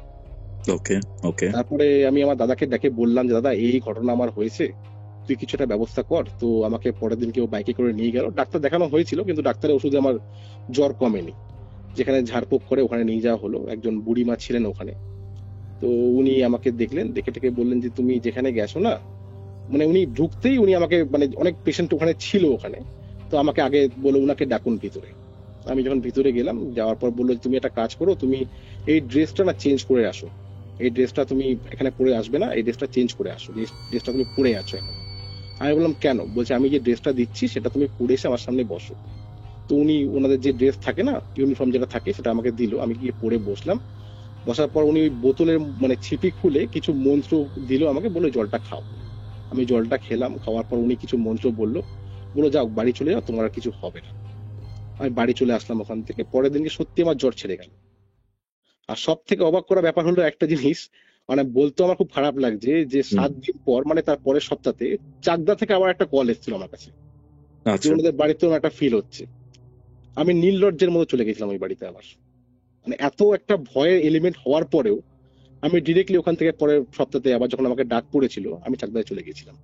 দেখো, তুমি তো ট্র্যাডিশনালি কোনো প্যারানর্মাল ইনভেস্টিগেটর নও, ঠিক নো, আছে? একদমই তাই, বা তুমি তান্ত্রিক, জ্যোতিষ এইসবও নও। একদমই তাই। তাহলে তোমাকে কেন ডাকতো? ডাকতো এই কারণের জন্য যে প্রত্যেকটা জায়গাতে না আমার মনে পড়ে যেখান থেকে আমার কলগুলো আসতো, মানে আমার কোনো বন্ধু বা আত্মীয় থাকতো ওখানে, ঠিক আছে, এবার সবাই এটা জানতো যে আমার এটা একটা হবি হয়ে গেছিল পুরোপুরি, যে প্রত্যেকটা বাড়িতে আমি যেতাম, গিয়ে নিয়ে ভিডিও করে আনতাম, ভিডিও করে নিয়ে সবাইকে একটা করে ঘটনা বা স্টোরি সবাইকে এসে বলতাম আমি, আর ওরা সবাই খুব আগ্রহের সঙ্গে এই জিনিসটা শুনতো, ঠিক আছে। আর সবচেয়ে বড় কথা হচ্ছিল যেই বাড়িগুলোতে আমি ভিজিট করতাম, সেই বাড়িগুলোর মানে যেই মানুষগুলোর সঙ্গে আমি ইন্টারাক্ট করতাম, ওদের সবাইকে আমি একটা মেন্টালি স্যাটিসফ্যাকশন দিয়ে আসতাম। যে অনেক জায়গায় অনেক ধরনের কথাবার্তা আমার সঙ্গে সবাই বলতো যে আমার বাড়িতে এই জিনিসগুলো হচ্ছে, আমার সাথে এই ঘটনাগুলো ঘটছে, আদেও কিন্তু আমি সামনে দাঁড়িয়ে যখন বুঝতে পারতাম না যে তারা মিথ্যে কথা বলছে। অনেক সময় এমনও ঘটনা হতো যে জিনিসগুলো হয়নি, সেগুলো তারা অতিরঞ্জিত ভাবে বলতো, সেটা আমি ওদের কথার মাধ্যমে বুঝতে পারতাম। কিন্তু কিছু কিছু ক্ষেত্রে আমাকে চুপ করে থাকতে হতো, মেন কনসার্ন ছিল এটাই। চাকদার বাড়িটা প্যারানর্মাল ছিল না? না, ওটাতে অ্যাকচুয়ালি ওনার বাবা মারা গেছিল হার্ট ফেল হয়ে, তারপর ওনারা বাড়িতে বাবারা সব মানে বাবাকে মাঝে মাঝে দেখতে পারতো। ওটাতে আমি যে ঘরটাতে ওনার বাবা থাকতো সেই ঘরেও আমি গেছি, কিন্তু সেরকম কোনো আমি মানে রেজাল্ট পাইনি ওইখান থেকে। আমি অনেকক্ষণই ছিলাম ঘরটার মধ্যে, ঘরে অন্ধকার করেও ছিলাম, ঠিক আছে। তো আমি একটা ওখান কথা থেকে বলো, এই যে অ্যাসিড খেয়ে যে ছেলেটি মারা যায়, হ্যাঁ, 3 দিনের কাজে তার ত্রুটি হয়েছিল, হুম হুম হুম। কি ত্রুটি জানতে পারা গেছিল কি? না, এটা ত্রুটিটা জানতে পারা যায়নি, কিন্তু যে তান্ত্রিক যিনি এসেছিলেন উনি তারপরে বলেছিলেন যে কোনো উনি দোষ পেয়েছিল মারার টাইমে, যেটাকে ওই যে মানে যে পুরোহিত যে কাজটা 3 দিনে করেছিল ওনারা বলেছিলেন যে এই মানে যে দোষটা উনি পেয়েছেন এটা কাটিয়ে নেওয়ার জন্য। কিন্তু এনার বাবা মা হয়তো কাটায়নি কোনো পার্টিকুলার কারণের জন্য, সেটা আমার জানা নেই অত ভালোভাবে। তো তারপর থেকে এই জিনিসগুলো হতো, মানে এতটা অ্যাগ্রেসিভনেস কিন্তু থাকার কথা নয় কোনো বাড়িতে, কিন্তু সেই বাড়িটাতে কিন্তু সেরকম প্রপারলি ছিল, একদম অ্যাক্টিভ ভাবে সেই ছেলেটা ছিল। তুমি এটা বললে পরে আমার একটা ঘটনার কথা মনে পড়ে গেল। হুম হুম হুম। তখন আমরা 5-6-এ পড়ি, গরমের ছুটি পড়েছিল। ওকে। সেই সময় না একটা বাচ্চা কোনো কারণে স্কুল থেকে বেরোতে পারেনি। আচ্ছা আচ্ছা। মানে সব দরজা জানলা লক করা হয়েছে ক্লাসের, সে সেখানেই ওকে কোনোভাবে ফেসে গেছিল। ওকে ওকে ওই গরমের মধ্যে 1 মাস ওই বাচ্চাটা ওই ক্লাসরুমের মধ্যে ছিল। আচ্ছা সেখানেই ওর মৃত্যু ঘটে। মানে পুরো বোর্ডে লিখে রেখেছে, মা আমার খিদে পেয়েছে। মানে মানে পচে গলে মানে মানে খুবই মানে নিদারুণ প্যাথেটিক, কষ্টে সুপার প্যাথেটিক, মারা একদমই গেছে। একদমই তাই। ঠিক আছে, এটা অনেক বছর আগের কথা, মানে ওটা আমি 2007, 8 কি 9-এর কথা বলছি, আমার এক্সাক্ট আচ্ছা খেয়াল নেই সালটা। আচ্ছা আচ্ছা তারপরে না মানে এবার তার যত যাই হোক, শ্রাদ্ধ শান্তি কিছু তো করা হয়েছে, বাট অনেকেই ফিল করেছে যে ওই স্কুলের ওই ক্লাসরুমে ওই করিডোরে ওই বাচ্চাটার প্রেজেন্স, ওর বন্ধুরা যারা একসাথে বসতো তারা নাকি ওর প্রেজেন্স বুঝতে পারতো। আহ, আমারও মনে হয় না এই যে তুমি কেসটা বললে, তোমার এই কেসটা, হুম হুম হুম। এখানে হয়তো সিমিলার কোনো প্রেজেন্স ফিল হয়েছে। অপঘাতে যেহেতু মৃত্যু, শান্তি পায়নি সেটাই সেটার সেটাই কিছু জন্য। একটা হয়েছে। আরেকটা জিনিস, তুমি একটা জিনিস বলছিলে সূর্য, সেটা হচ্ছে যে তোমার উদয়পুর, যদি খুব ভুল না করি, এক্স্যাক্টলি, উদয়পুর। উদয়পুরে একটা কেস রয়েছে তোমার। ওটা মানে এটা তো মানে চূড়ান্ত একটা কেস ছিল, তুমি যেটা মানে এটা, বললে। এই যে ঘটনাটা তোমাকে আমি এতক্ষণ ধরে বললাম, এই ঘটনাটাতে মানে পরবর্তীকালে আমি যখন অ্যানালাইসিস করেছিলাম, আমি একটা জিনিস বুঝতে পেরেছিলাম যে হুম, আমার অনেকগুলো ভুল হয়েছিল। যেমন সিগারেট খাওয়া আমার উচিত হয়নি। সিগারেট খাওয়া মানে ওদেরকে চ্যালেঞ্জ করা, ঠিক আছে? আজকে আগুনের যে, জন্য। হ্যাঁ, আগুনের জন্য আজকে এই পডকাস্ট গুলো আমাদের হয়, এই যে ঘোষলি কল রেকর্ডিং তুমি করো, এই জিনিসগুলো থেকে কিন্তু আমাদের অ্যাওয়ারনেস প্রচুর পরিমাণে বেড়েছে। মানে আগেকার সাধারণ মানুষ যেগুলো বুঝতে পারতো না, হুম হুম নকিং হুম সাউন্ড কি, ঠিক আছে, তারপর এগুলো অ্যাকচুয়ালি হচ্ছে কিভাবে, এগুলো অনেক জিনিস কিন্তু আমাদের ধারণা ছিল না, যেগুলো আজকে এই পডকাস্ট বা এই ঘোষলি কল রেকর্ডিং এর মাধ্যমে আমরা অনেক কিছু জানতে পেরেছি, এক্স্যাক্টলি। তাই না? তো এই উদয়পুরের কেসটা কি সূর্য? উদয়পুরের কেসটা হচ্ছে হলো, আমি যখন ওই কর্মরত হলাম, আমি 2015 সালে ঘটনা খুব সম্ভবত। আমি যখন একটা রিটেল আউটলেটে কাজ করতাম, ঠিক আছে, তো আমার আন্ডারে প্রচুর ছেলেমেয়েরা ট্রেনিং নিতে আসতো, ঠিক আছে। আমি ইঞ্জিনিয়ারিং কমপ্লিট করে একটা রিটেল আউটলেটের সঙ্গে যুক্ত হয়েছিলাম। আমি রিটেল আউটলেটের নামটা বলছি না, ইন্ডাস্ট্রির নামটা, ঠিক আছে। তো এইবার কি হয়েছে, আমি ওখানে প্রচুর ছেলে মেয়েকে ট্রেনিং দিতাম, প্রচুর ছেলে মেয়ে আসতো আমার কাছে ট্রেনিং নেওয়ার জন্য। তো এরকমই একদিন আমি ট্রেনিং দিচ্ছিলাম। এই ঘটনাটা আরো মারাত্মক ঘটনা, তার কারণটা আমি বলছি। হুম হুম, বলো। হ্যাঁ, এই ট্রেনিং দেওয়ার টাইমে কি হয়েছিল, আমার কাছে একটা ফোন এসেছিল। আমার ছোটবেলার বন্ধু রাজীব, সে আমাকে ফোন করেছিল। ফোন করে ওর ভাই সুজয়ের জন্য একটা চাকরির ব্যবস্থা করে দিতে বলে। তো আমি যথারীতি বলি, তুই একটা কাজ কর, তুই সিভিটা পাঠিয়ে দে, আমি দেখে নিচ্ছি, যা করার আমি করে নেবো। তো সিভি পাঠিয়েছিল, সিভি পাঠানোর পর আমি ইন্টারভিউ নিয়েছিলাম। ছেলেটা যথেষ্ট স্মার্ট আর খুব ক্যাচি টাইপের ছেলে, মানে সামনের মানুষকে কিভাবে ইমপ্রেস করতে হয় ও খুব ভালোভাবে জানতো। তো আলটিমেট ও জয়েনিং করলো, জয়েনিং করার পর মাসটা খুব সম্ভবত মে মে মাসে ও জয়েন করেছিল 2015। ঠিক আছে। তো এইবার কি হয়েছে, ও জয়েন ফয়েন করে নিয়েছে, করার পর ও ট্রেনিং খুব ভালোভাবে নিয়েছে, সব ঠিকঠাক চলছিল। আর ও খুব মানে এতটা ও অ্যাগ্রেসিভ ছিল কাজের প্রতি, আর এত সুন্দরভাবে ও কাজ করতো, মানে ও আমার খুব কাছের মানুষ হয়ে গেছিল। রাজীবের থেকেও মানে ও আমার আপন হয়ে গেছিল পুরোপুরি, একসঙ্গে বসে লাঞ্চ শেয়ার করা, টিফিন শেয়ার করা। ইভেন ওর গার্লফ্রেন্ড যখন আমাদের আউটলেটের বাইরে আসতো, আমি ওকে অ্যালাউ করতাম যে যা, তুই একটু চাটা খেয়ে আয়, মাইন্ড ফ্রেশ হয়ে যাবে। তো যাই হোক, এরকম ভাবে চলছিল। ঘটনাটা ঘটলো আগস্ট মাসে। আগস্ট মাসের শুরুর দিকে সুজয় আমার কাছে না একটা আবদার নিয়ে আসলো। বলল, দাদা তুমি আমাকে 3 দিনের ছুটির একটা ব্যবস্থা করে দাও, আমি একটু দীঘা ঘুরতে যাবো। কিন্তু ওই টাইমে আমার ছুটিটা ম্যানেজ করে দেওয়া খুবই ইম্পসিবল ছিল, কারণ ও নিউলি অ্যাপয়েন্টেড। আর যেই স্টোরটা ওকে দেওয়া হয়েছে না, ওই স্টোরটা প্রায় রেডি। তো আমি ওকে প্রথমে নাই করে দিয়েছিলাম, তারপর অনেক জোরজার করলো যে আমাকে দেখো, প্রত্যেক বছর আমি এই টাইমটা যাই, আমাকে তুমি 3 দিন ছুটি দিয়ে দাও, আমি নেক্সট টাইম পুরো মাসটা আমি মেকআপ করে দেবো। আমি অনেক চিন্তা ভাবনা করে দেখলাম যে হ্যাঁ, যেই স্টোরটা ওকে দেওয়া হয়েছে সেখানে এখনো সিসিটিভি ক্যামেরা না ইমপ্লিমেন্ট হয়নি। বললাম, ঠিক আছে তুই যা ঘুরে আয়, কিন্তু নেক্সট টাইম কিন্তু এত ছুটি আমার কাছ থেকে চাইবি না আর। তো যাই হোক, 10 তারিখে, 10ই আগস্ট ও বেরিয়ে গেল দীঘার উদ্দেশ্যে। 11 তারিখ গেল, 12 তারিখ। 12 তারিখ আমি দিনটা কেন এতটা মনে রেখেছি, কারণ 12 তারিখে না আমার মা বাবার অ্যানিভার্সারি ছিল, 25th। ওকে। ওকে। তো আমি সেদিনকে সেরকম ভাবে আমার কোনো কাজও ছিল না, আমি উপর লেভেলে বলে রেখেছিলাম যে আমি আজকে তাড়াতাড়ি একটু বেরিয়ে যাব, আমার একটু কাজ রয়েছে বাড়িতে। তো আমি 5 তারিখ ঘোরাচ্ছি, এমন সময় কি হয়েছে, ওই যে ছেলেটা জয়েন করেছিল, ও ওর সঙ্গে না আরো দুটো পাড়ার ছেলেকে জয়েন করিয়েছিল। তখন আমাদের একটু ম্যান পাওয়ার সাপোর্টের দরকার ছিল, ওরা আমাদের সঙ্গে একই সঙ্গে কর্মরত ছিল। তো ওই পাড়ার ছেলেগুলোর মধ্যে একজন ছেলের নাম ছিল বিশ্বজিৎ। তো বিশ্বজিতের কাছে না একটা কল আসে, আর আমি ঠিক বেরোবো ওই মোমেন্টে। সন্ধেবেলা। কলটা ও নিয়ে কানে নিয়ে, না হ্যাঁ কি হলো কি হলো কি হয়েছে কি হয়েছে বলতে বলতে হঠাৎ করে ফ্লোরের মধ্যে বসে পড়ে। তখন ফ্লোরে মারাত্মক কাস্টমারের ভিড়। আমরা তো সবাই অবাক হয়ে যাই, কি হয়েছে হঠাৎ করে এরকম বিশ্বজিৎ এরকম অ্যাটিটিউড কেন করছে। তো ও যখন কলটা রাখলো তারপর আমি ওকে জিজ্ঞেস করলাম যে কি হয়েছে। বললো এরকম সুজয় ঘুরতে গেছিল না। আমি বললাম, হ্যাঁ। বলছে অঘটন ঘটিয়ে এসছে। আর অঘটন ঘটিয়ে এসছে তো ফেরত। বলছে ওকে পাওয়া যাচ্ছে না, আমাকে এখনই বেরোতে হবে। তো দেখলাম আমার ফোনে অলরেডি রাজীব ফোন করছে, ওর দাদা। আমাকে ফোন করে বললো, দেখ সূর্য, এরকম ভাইকে পাওয়া যাচ্ছে না দীঘা থেকে, তো ওদের একটু ছেড়ে দে, আমাদেরকে ইমিডিয়েট এফেক্টে দীঘা বেরোতে হবে। তো আমার আচ্ছা তো আচ্ছা। বাড়ি আসা মাথায় উঠলো পুরোপুরি, তো আমাকে আলটিমেট ওকে ছাড়তেই হলো। তো প্রথমের দিকটাতে আমরা কি ভেবেছিলাম যে ওর গার্লফ্রেন্ডের সঙ্গে না ওর একটা পালানোর মোটিভ ছিল, যেটা আমরা জানতাম যে বাড়ি থেকে যদি না মেনে নেয় তাহলে ওরা একটা পালিয়ে যাবে, এরকম একটা মোটিভ ছিল ওদের। ঠিক আছে। তো আমরা সেটাই আইডিয়া করেছিলাম। কিন্তু দুদিন পর আমার কাছে একটা খবর আসলো যে সুজয়ের নাকি ডেড বডি পাওয়া গেছে একদম উদয়পুরের একটা অ্যাবস্ট্রাক্ট এরিয়া। কি বলছো গো? আমি তো মানে শুনে পুরোপুরি শকড একদম। যে ছেলেটা আমার সঙ্গে এতদিন ধরে কাজ করতে এত ভালো একটা বন্ডিং হয়ে গেছিল, ওর ডেড বডি পাওয়া গেল তা উদয়পুরে। আমি তো পুরোপুরি শুনে অবাক হয়ে গেলাম। তো তারপরে ওরা যখন বডি ওখান থেকে নিয়ে আসলো, ওর বাড়ি ছিল নৈহাটিতে, গড়িপা শ্মশানে ওর কৃতকার্য হয়েছিল। তো তখন আমি ওই বিশ্বজিতের মুখে যেটুকু ঘটনা শুনলাম, যে ঘটনাটা যেটা হয়েছিল সেটা হচ্ছে ওরা ওই দীঘা গেছিল, পরের দিনকে উদয়পুর গেছিল। উদয়পুরে গিয়ে ওর প্রত্যেকটা বন্ধু খুব ড্রিঙ্ক করেছিল। ও খুব ড্রিঙ্ক করেছিল, ওইখানে গিয়ে ওর গার্লফ্রেন্ডের সঙ্গে তুমুল ঝামেলা চলছিল। ঝামেলা চলতে চলতে কি হয়েছে, ও উদয়পুরে একা একটু দূরে একটু সি বিচ থাকে না, নির্জন সি বিচ, যেখানে হুম ওখানে গিয়ে হুম হুম কথা বলছিল ওখানে। হুম হুম হুম।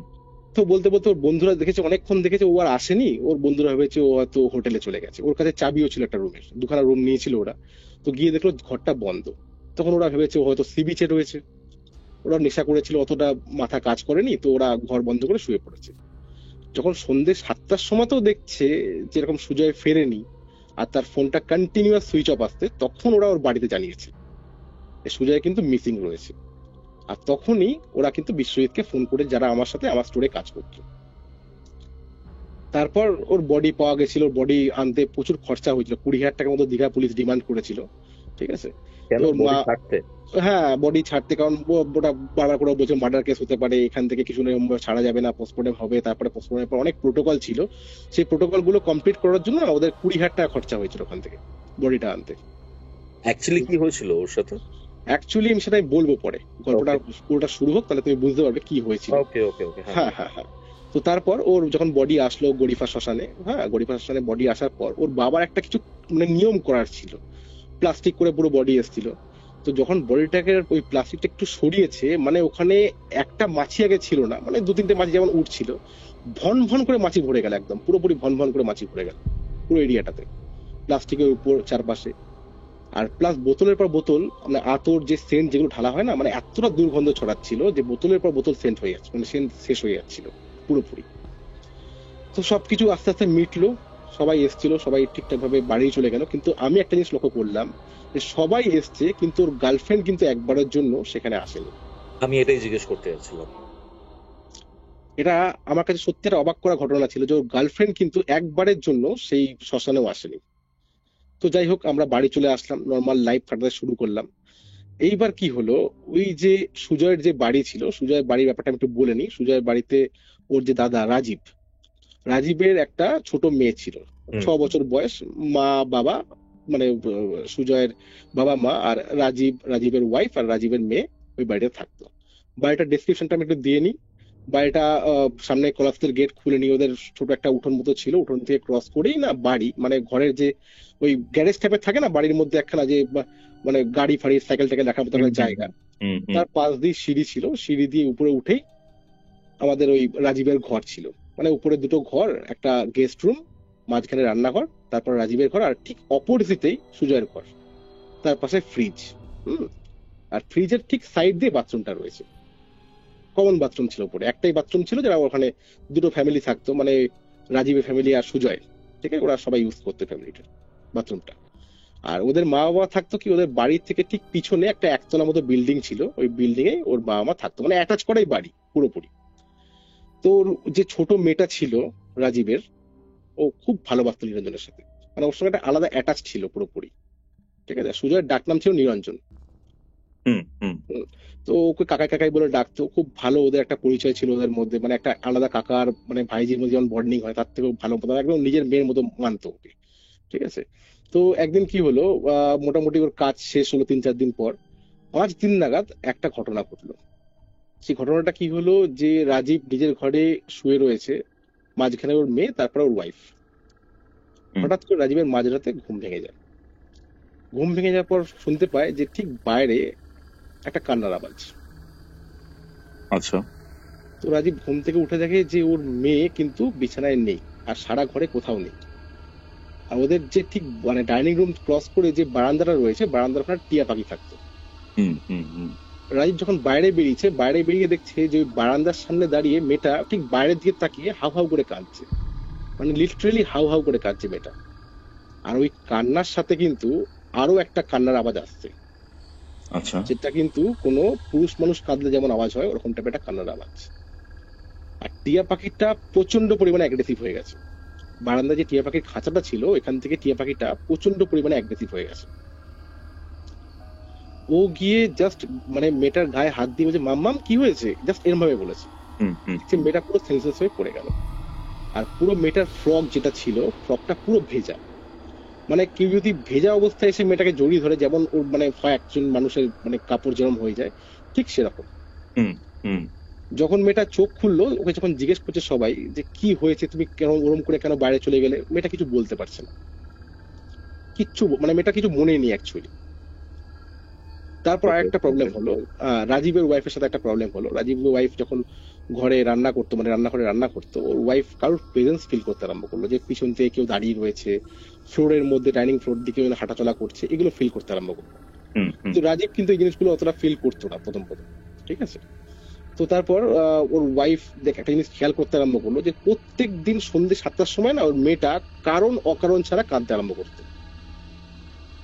প্রত্যেক দিন সন্ধ্যে 7টা বাজতো আর ওই মেয়েটা, বাচ্চা মেয়েটা কাঁদতে আরম্ভ করতো কোনো কারণ ছাড়াই। ওকে ওকে রাজীবের বাবা মা মাঝে মাঝে এসে ঘরে বসে থাকতো, এসে দেখতো যে মেয়েটা ভাবে কাঁদছে, কিন্তু কি কারণে কাঁদছে, অনেক মেডিকেল টেস্ট করা হয়েছে কিন্তু সবকিছু ঠিকঠাক।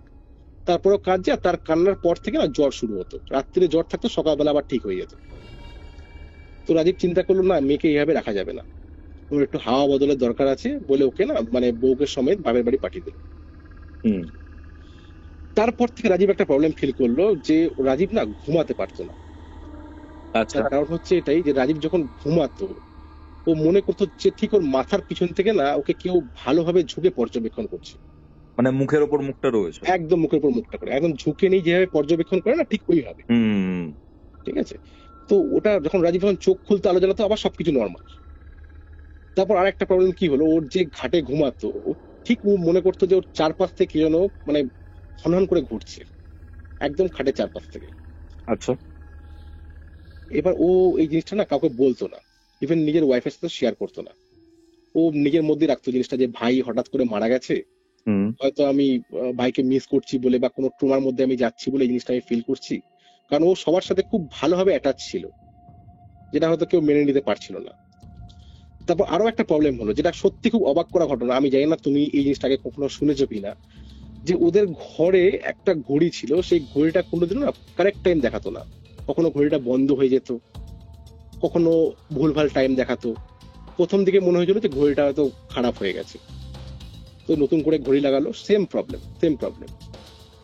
তারপর আরেকদিন একটা ঘটনা হয়েছিল, ও ফ্রিজ থেকে জল খেয়ে ঘরে ঢুকছে, ওকে যেন কেউ লিটারালি ধাক্কা মেরে ফেলে দেওয়ার মতো করে না একটা ধাক্কা খেয়েছিল। কেউ কোথাও নেই। কেউ কোথাও নেই, এদিকে ঘর পুরোপুরি অন্ধকার। আচ্ছা। ও সন্দেহ করছিল যে কিছু একটা হচ্ছে হয়তো ঘরের মধ্যে, কিন্তু হুম, হুম, তাও তখনও কাউকে কিছু বলেনি।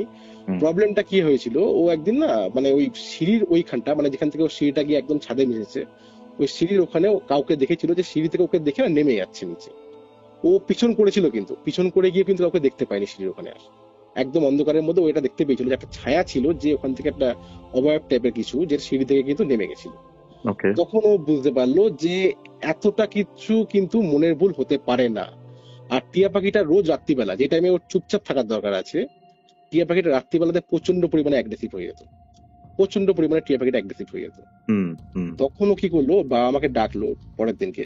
ঠিক আছে, বাবাকে বললো, বাবা এই ঘটনাগুলো কিন্তু আমি ফিল করছি। ও বাবা বললো, এখন আমি কিছু শুনতে পারবো না, আমি সন্ধ্যেবেলা আমি আসছি, আমি ভালো করে শুনবো তোর কাছ থেকে। তো সন্ধ্যেবেলায় বাবা মা আর রাজীব নিজের ঘরে বসে ডিসকাশন করছিল যে হয়তো কোনো রকম কোনো সমস্যা হয়েছে, নাহলে এরকম তো হয় না, ভাইয়ের কি কোনো কিছু ইচ্ছা ছিল যেটা পূরণ হয়নি, নাহলে এরকম তো অ্যাক্টিভনেস তো দেখা যায় না খুব একটা। তোর বাবা বলছে দেখ তোর এটা মনের ভুল হতে পারে, ঠিক আছে, এরকম আমি তো কখনো শুনিনি, যেগুলো হয় অনেকের বাড়িতেই অনেকে অপঘাতে মারা যায়, যেমন নর্মালি ডিসকাশন হয়, ওরকম ডিসকাশন চলছিল। কিন্তু ওর মা খাটে বসে রয়েছে আর রাজীব আর রাজীবের বাবা সোফায় বসে রয়েছে। ওর মা ওদের কথা তো শুনছে, কিন্তু ওর মায়ের চোখ ঠিক ওই গেটের বাইরে, একদম গেটের বাইরে ওর মায়ের চোখ। হঠাৎ করে ওর মা না বাবা গো বাবা করে একদম পুরোপুরি চিৎকার করে উঠেছে, উঠে থরথর করে কাঁপছে। সবাই জিজ্ঞেস করছে কি হয়েছে, কি হয়েছে, তুমি এরকম করে চিৎকার করে কেন উঠলে? তো বলছে আমি স্পষ্ট দেখতে পারলাম যে গেটের বাইরে কেউ একজন দাঁড়িয়ে ছিল, আর দাঁড়িয়ে ওনাকে দেখে হাসছে একদম। ওর মা কিন্তু এটা স্পষ্ট দেখেছে একদম। তখন ওর বাবা বুঝছে যে সবাই কিন্তু ভুল হতে পারে না, যে একজন ভুল দেখবে একজন ভুল বলবে, সবাই কিন্তু এরকম ঘটনা ঘটতে পারে না, কারণ সবাই কিছু না কিছু ফিল করছে। তোর বাবা প্রথমে চিন্তা ভাবনা করলো, কারণ ওরা এইসব জিনিস কখনো ফেস করেনি আগে, এটা ফার্স্ট টাইম ওদের সঙ্গে হচ্ছে। ওর বাবা একটা কাজ করলো কি, যারা বাড়িতে সেই লক্ষ্মী পুজো সরস্বতী পুজো যারা করে, ওরকম পুরোহিতের সঙ্গে চেনাশোনার বাবার ছিল, তো পুরোহিতকে গিয়ে সম্পূর্ণ ঘটনাটা বললো যে দেখুন এরকম এরকম একটা ঘটনা বাড়িতে হচ্ছে। তো ওই পুরোহিত বললো দেখুন আমার তো এইসব ব্যাপারে কোনো অভিজ্ঞতা নেই, আমি আপনাকে একজনের নাম্বার দিচ্ছি, হুম, তো আপনি ওনার সাথে একবার যোগাযোগ করে দেখুন, উনি এরকম ক্লিয়ারেন্স গুলো করায়, যদি বাড়িতে কোনো সমস্যা থেকে থাকে তাহলে কিন্তু উনি জিনিসটা কমপ্লিট করে দেবে। আমি অনেক জায়গায় শুনেছি উনি এরকম ঘটনা যেগুলো যেখানে হচ্ছে সেখান থেকে উনি কিন্তু অনেককে সলিউশন দিয়েছে। তো ওর বাবা কি করলো যে আরেকটু হোক এরকম, তারপর আমি কন্ট্যাক্ট করবো, যেগুলো হয় বেসিক্যালি, যে আরেকটু দেখি আরেকটু যদি এরকম হয়। অ্যাকচুয়ালি কেউই চায় না যে তার বাড়িতে তান্ত্রিক আসুক। তারপর কি হলো, ওর ওয়াইফ যে আছে না, রাজীবের ওয়াইফকে রাজীব সব ঘটনাগুলো খুলে বলার পর ওয়াইফ তার মেয়েকে নিয়ে চলে আসলো। বাড়িতে আসার পর দেখছে যে রাজীব না একদম বেখেয়ালি হয়ে গেছে, মানে কাজের প্রতি একটা অনীহা, কাজে যাচ্ছে না, কাজের প্রতি কোনো মন নেই, খাওয়া দাওয়া ঠিক মতো করছে না। তখন উনি ওনার শ্বশুর মশাইকে গিয়ে বললেন, মানে রাজীবের বাবাকে গিয়ে বললেন যে বাবা আপনি একবার ডাকুন ওনাকে, তন্ত্রসাধককে একবার ডাকুন, ডেকে একবার দেখুন যে বাড়ির মধ্যে যদি কোনো প্রবলেম থাকে, আমাদেরও তো ক্ষতি হতে পারে, একবার আপনি ডেকে কথাগুলো বলুন। তো উনি যথারীতি ফোন করলেন বৌমার কথা শুনে, তো ওই তন্ত্রসাধক আসলো বাড়িতে। আসার পর পুরো বাড়িটা ঘুরে দেখলো, ঘুরে দেখে বললো আমি আজকে কিছু বলবো না, আমি পরশুদিনকে একবার আসবো আপনার বাড়িতে, আপনি কিন্তু অ্যাভেলেবেল থাকবেন। তো ভাগ্যক্রমে যেদিনকে উনি এসছিলেন সেদিনকে আমি আর আমার একটা বন্ধু বিকাশ, আমরা দুজন ওই বাড়িটাতে কিন্তু ছিলাম, কারণ আমরা রাজীবকে ফোন করেছিলাম যে কেমন কি আছে ও জানার জন্য। তখন ওনার ওয়াইফের মুখ থেকে আমি কিছুটা শুনেছিলাম, প্লাস রাজীবের মুখ থেকে অনেক কিছু শুনেছিলাম, শুনে আমরা ওই বাড়িতে গেছিলাম। আমরা জানতাম না যে উনি ওই দিনকে আসবে। হুম, তো আমরা যেদিনকে আসলাম সেদিনকে উনি আমাদের সঙ্গে এসেছিল, প্লাস ওই পুরোহিত ওই বাড়িটাতে ছিল। তো ফার্স্ট উনি আমাদেরকে একটা প্রশ্ন করলো যে তোমরা কি বাড়ি থেকে কিছু খাওয়া দাওয়া করেছো এখনো অব্দি? আর না, আমরা কিছু খাইনি। বলছে খাবেও না। ওকে। বলার পর উনি বললো যে ওই সুজয়ের ঘর কোনটা রয়েছে। তো সুজয়ের ঘরে আমরা নিয়ে গেলাম ওনাকে।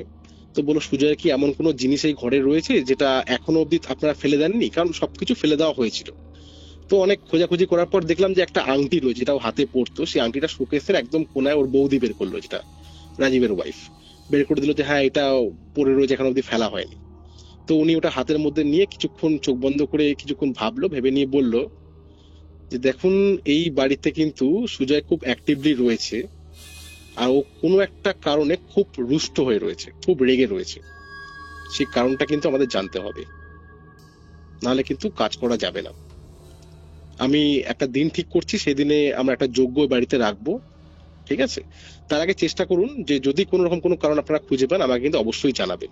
হুম হুম নাহলে এতটা অ্যাগ্রেসিভনেস কখনো কিন্তু আগে দেখা যায়নি, যেটা এই বাড়িতে দেখা যাচ্ছে, ঠিক আছে? তো উনি বলে এই কথাটা বলে চলে গেল ওখান থেকে। তো আমরা বসে ঘটনাগুলো সব শুনছিলাম রাজীব আর ওর ওয়াইফের মুখ থেকে, যে কি কি হতো ওর বাড়িতে। তো শোনার পর আমরা ওই বাড়িতে যখন বেরোলাম, তো বিকাশ আমাকে একবার বললো যে একবার কি অঙ্কিতার বাড়িতে যাবি? অঙ্কিতা হচ্ছে হলো আমাদের সুজয়ের গার্লফ্রেন্ড। আমি ভাবলাম যে এত দিন পর গিয়ে আমি বলবোই বা কি, আগে হলে একটা ব্যাপার ছিল, এতদিন হয়ে গেল এখনো ওর বাড়িতে আমরা একবারও যাইনি, গিয়ে বলবোই বা কি। তো দোনোমনোর মধ্যে আমরা চিন্তা করলাম যে হ্যাঁ একবার যাওয়াই যাক, কারণ আর তো দেখা হবে না ওর সাথে, আর ওর সঙ্গে আমার খুব ভালো রিলেশনও ছিল। তো ওর বাড়ি আমরা মোটামুটি চিনতাম, তো বিকাশের গাড়িতেই আমরা ওর বাড়িতে গেলাম। বাড়িতে গিয়ে দেখলাম যে ওকে ডাকলাম, ও বাইরে বেরিয়ে আসলো, বেরিয়ে এসে তো ও পুরোপুরি অবাক আমাদেরকে দেখে। তো আমি ওকে বললাম যে আমার খুব মনটা খারাপ হয়ে গেছে জানিস তো, যেদিনকে আমি ঘটনাটা শুনলাম।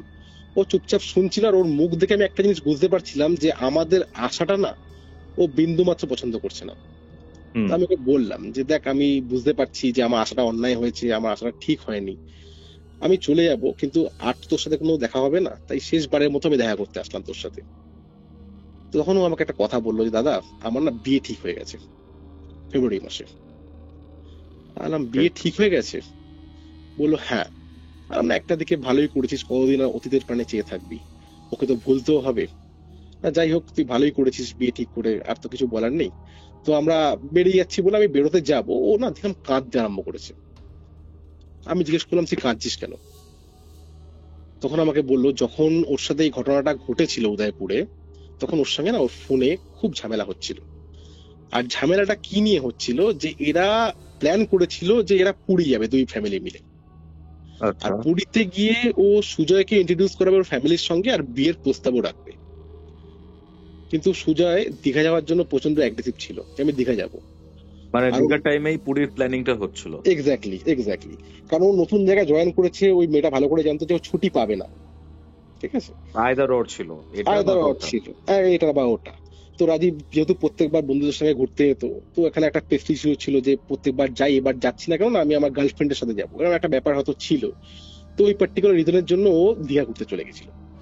আর দীঘা ঘুরতে গিয়ে উদয়পুরে গিয়ে ড্রিঙ্ক করে ও বারবার করে কিন্তু অঙ্কিতাকে ফোন করছিল।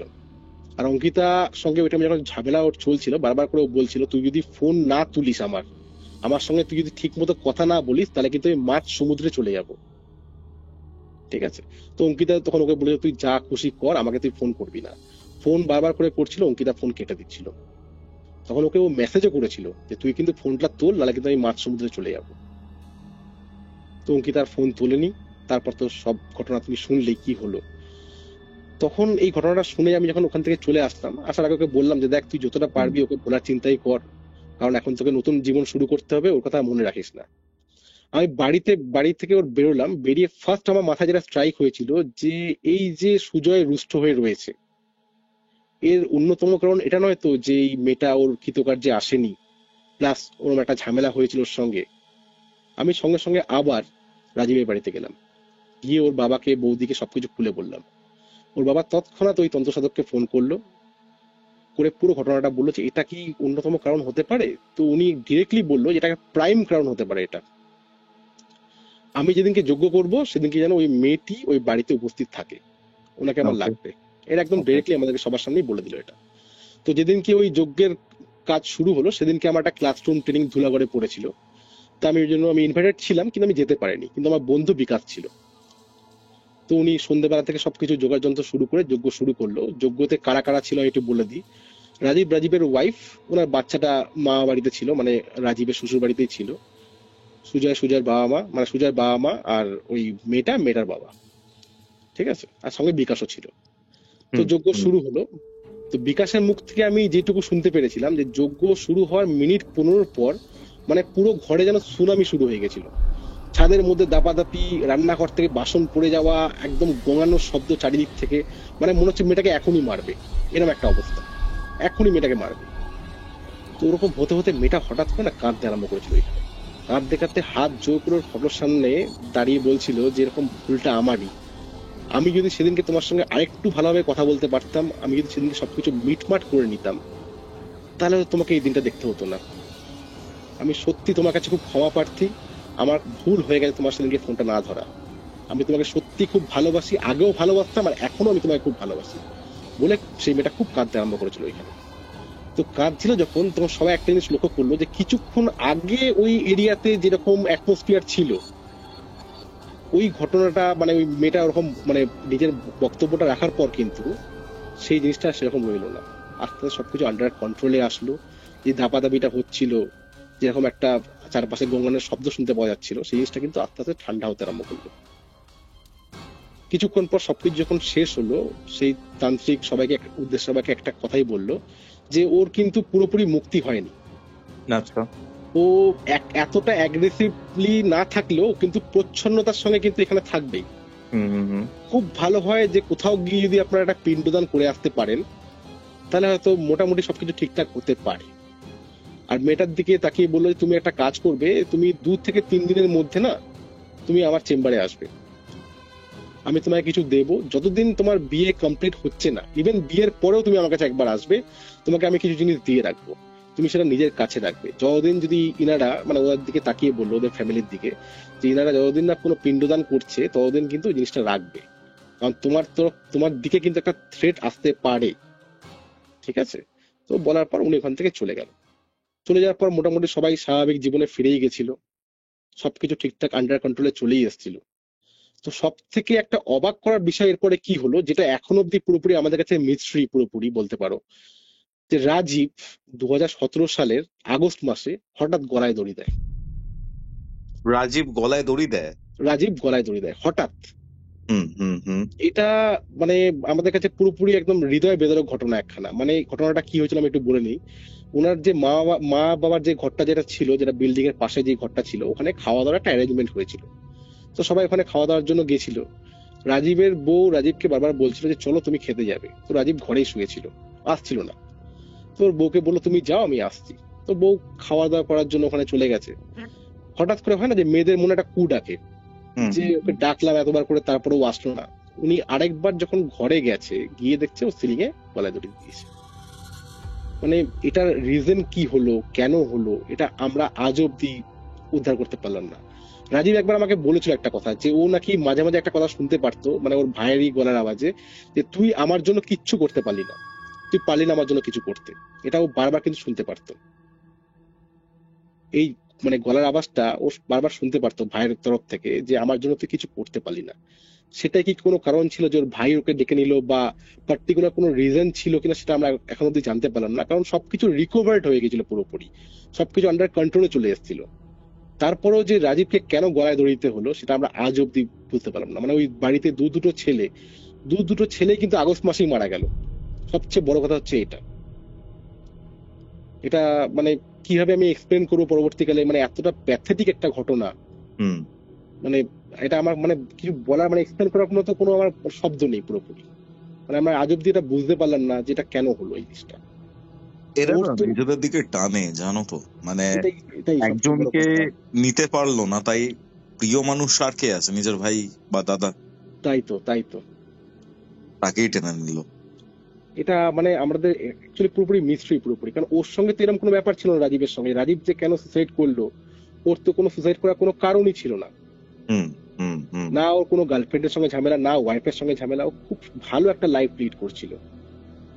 আলটিমেট কি হলো, যে ওই বাচ্চাটা কাকাইকেও হারালো, নিজের বাবাকেও হারালো।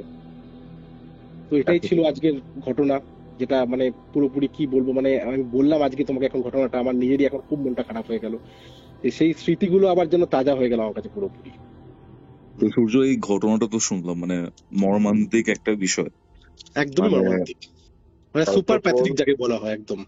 মানে ঘটনাটা ভয়ের থেকে বেশি না আমার খারাপ লাগছে ছেলেটার জন্য, ফ্যামিলির জন্য, ইভেন ওই মেয়েটার জন্য। মেয়েটাও আমি জানি না, হয়তো বুঝতে পারেনি, সে ভেবেছে যে সেটাও হ্যাঁ, সেটাও একটা কারণ, কিন্তু সবচেয়ে যেটা খারাপ লাগলো সেটা হচ্ছে আমার ওই বাচ্চাটার জন্য সবচেয়ে বেশি খারাপ লাগছিল। ঠিক এক্স্যাক্টলি। আছে, যে সে তার বাবাকে আর কাকাকে একসঙ্গে হারালো।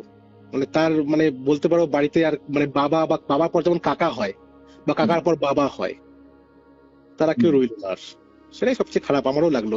মানে ওই স্পটে যেহেতু আমি ছিলাম, আমি তো ওই জিনিসটাকে অ্যাকচুয়ালি আমি ফিল করেছি না, জিনিসটা কি হলো, কি দেখলাম আমরা সারাদিন, মানে সত্যি মেনে নেওয়ার মতো না জিনিসগুলো একদমই পুরোপুরি। এখানে একটা জিনিস আমি বলতে চাই, এইগুলো তো সবই তুমি অ্যাজ আ দর্শক তুমি দেখেছো, ফিল করেছো, এক্সপিরিয়েন্স করেছো। হুম, তোমাকে ইনিশিয়ালি একটা কথা বললাম, তুমি প্যারানর্মাল ইনভেস্টিগেটর নও বা তুমি তো কোনো তান্ত্রিকও নও, এক্স্যাক্টলি। বাট রিসেন্টলি তুমি আমাকে যেটা জানালে যে ঘটনাগুলো আমার বেশ ভালো লাগছে, তাই জন্য আমি তোমার থেকে জানতে চাইলাম না না, অফ খুবই দ্য ভালো। রেকর্ডিং। সেটা হচ্ছে যে এছাড়া তোমার আর কি এক্সপিরিয়েন্সেস আছে। তখন তুমি আমাকে জানালে তোমার প্যারানর্মাল ইনভেস্টিগেশন রিসেন্টলি একটা হয়েছে এবং সেটা একটা ভয়ঙ্কর পরিণতি নিয়েছে। একদমই তাই। অফ রেকর্ডিং এ যেটা হলো মাঝখানে ইন বিটুইন আমাদের, হুম। আমি সেই ঘটনাটা জানতে চাই, কি হয়েছিল সূর্য সেখানে। হ্যাঁ, ঘটনাটা আমি বলছি। অ্যাকচুয়ালি এই যে ঘটনাটা আমি বলতে যাচ্ছি, এটা হচ্ছে আমাদের একজন রিলেটিভের বাড়ির পিছন দিকে হয়েছিল। কোথায়, জায়গাটা কোথায়? জায়গাটা আমি একটু কোনো বিশেষ কারণের জন্য বলতে পারছি না, কারণ না, তারাও তোমার জায়গার পডকাস্ট। এক্সাক্ট নাম বলতে হবে না, লোকালিটিটা বলো। লোকালিটি কাঁচাপাড়ার মধ্যেই ধরে নাও। আচ্ছা আচ্ছা। কাঁচাপাড়া থেকে কল্যাণীর মধ্যেই ধরে রাখো। হুম ঠিক হুম আছে, আমি এক্সাক্ট জায়গাটা বলছি না। ওখানে আমাদের একজন রিলেটিভ থাকে, তো উনি এইসব ব্যাপারে জানতো না যে আমি এইসব জিনিস করি বা কিছু। আর অ্যাকচুয়ালি আমি কাজের মধ্যে ঢুকে যাওয়ার পর না, আমি এইসব জিনিস থেকে একটু দূরেই চলে গেছিলাম প্রায়। ঠিক আছে। তো তারপর কি হলো, উনি একদিন আমাদের বাড়িতে এসেছিল। বাড়িতে আসার পর না আমাকে, মানে আমাকে বলতে আমাদের ফ্যামিলিকে ঘটনাটা বলছিল যে ওনাদের বাড়ির পিছন দিকে এক ভদ্রলোক টোটো চালাতেন। ঠিক আছে। তো এবার টোটো চালাতে কি হয়েছিল, ওনার ওয়াইফের সঙ্গে না প্রায় গন্ডগোল লাগতো। ওনার একটা ছোট বাচ্চাও ছিল, প্রায় গন্ডগোল লাগতো। হুম এই হুম দাম্পত্য কলহের জন্য ওনার ওয়াইফ কি করে, গলায় দড়ি দিয়ে আত্মহত্যা করে বাড়ির মধ্যেই। ওকে। বাচ্চাটা খুবই ছোট ছিল। হুম হুম তো তারপর কি হয়, মোটামুটি মাস দুয়েক কোনো সমস্যা হয়নি। তারপর থেকে একটা ঘটনা হয় যে ওই বাচ্চাটা কি করে মায়ের ছবির সামনে গিয়ে গলায় গামছা দিয়ে বলে, আমি কি এভাবে মরবো? তুমি যেভাবে মরে গেছিলে আমি কি সেভাবে মরবো? তুমি দেখবে। বলে, মা তুমি চলে যাওয়ার পর আমাকে সবাই এখানে বকাবকি করছে। তুমি থাকতে তোমায় কেউ বকতো না, তুমি কেন চলে গেলে? বলে বাচ্চাটা খুব কাঁদতো। আর বাচ্চারা যখনই শরীর খারাপ হতো, ওই বাড়ির ঘরের মধ্যে না একদম তাণ্ডব শুরু হয়ে যেত। তো ওই যে টোটো চালক লোকটা আছে, ও কি করেছিল, ও আরেকটা বিয়ে করে নিয়েছিল, আনকন্ডিশনালি একটা বিয়ে করে নিয়েছিল। ওদের কি হয় যে, হুম হুম মানে বউ মারা গেছে, চলো আমি একা থাকবো না, আমি একটা বিয়ে করে নিই, এরকম একটা ব্যাপার হয়ে গেছিল। ও একটা বিয়ে করে নিয়েছে। হুম তো এই যে বউটাকে নতুন বিয়ে করেছে, সে কিন্তু খারাপ নয়, সে কিন্তু খুবই ভালো। সে তার যে ছোট বাচ্চাটা যে আছে, তাকে কিন্তু খুবই মাতৃ স্নেহে বড় করছে। ঠিক আছে। তো কি হতো, এখন একটা সমস্যা হচ্ছে কি, ওই বউটা ওই বাড়িতে থাকতে পারছে না। মানে ইভেন ওরা পাশাপাশি শুতেও পারছে না। এটা কতদিন আগের কেস, মানে মৃত্যুটা? এটা মোটামুটি ধরে রাখো আজ থেকে 8 থেকে 9 মাস আগেকার ঘটনা। আচ্ছা আচ্ছা আচ্ছা। তার মধ্যে ওই লোকটা আবার একটা বিয়ে করে নিয়েছে। মানে বউ মরে যাওয়ার মোটামুটি ধরে রাখো 6-7 মাস গেছে, ও আবার একটা বিয়ে করে নিয়েছে। হুম হুম হুম ঠিক আছে। কারণ ওই বাচ্চাটা খুব মাকে মিস করতো বা কোনো পার্টিকুলার রিজন ছিল, ও একটা বিয়ে করে নিয়েছে। তো অ্যাকচুয়ালি ঘটনা হচ্ছে কি, ও পাশাপাশি থাকতেও পারছে না, ওকে সংসার করতে দিচ্ছে না মহিলাকে। মানে ওই মহিলার রীতিমতো থ্রেট খাচ্ছে বাড়িতে একেবারে, যে তুই চলে যায় এখান থেকে, তুই যদি বিয়ে করতে অন্য কারোর সাথে গিয়ে থাক, আমার বাচ্চাটাকে তুই ধরবি না। এটাকে শুনতো, শুনে ও ভদ্রমহিলা না নিজের বাপের বাড়ি চলে যেত। বাপের বাড়িতে গিয়ে কিন্তু বরকে আর বাচ্চাটাকে মিস করতো, এমন নয় যে বাচ্চাটাকে ও তিরস্কার করতো। বাচ্চাটাকে ও যথেষ্ট মাতৃস্নেহেই বড় করছিল। ঠিক আছে। কিন্তু তারপরেও না ও এরকম থ্রেট খাচ্ছে, বাড়ি গিয়ে এরকম ভাবে ওর দিন কাটাতে হচ্ছে।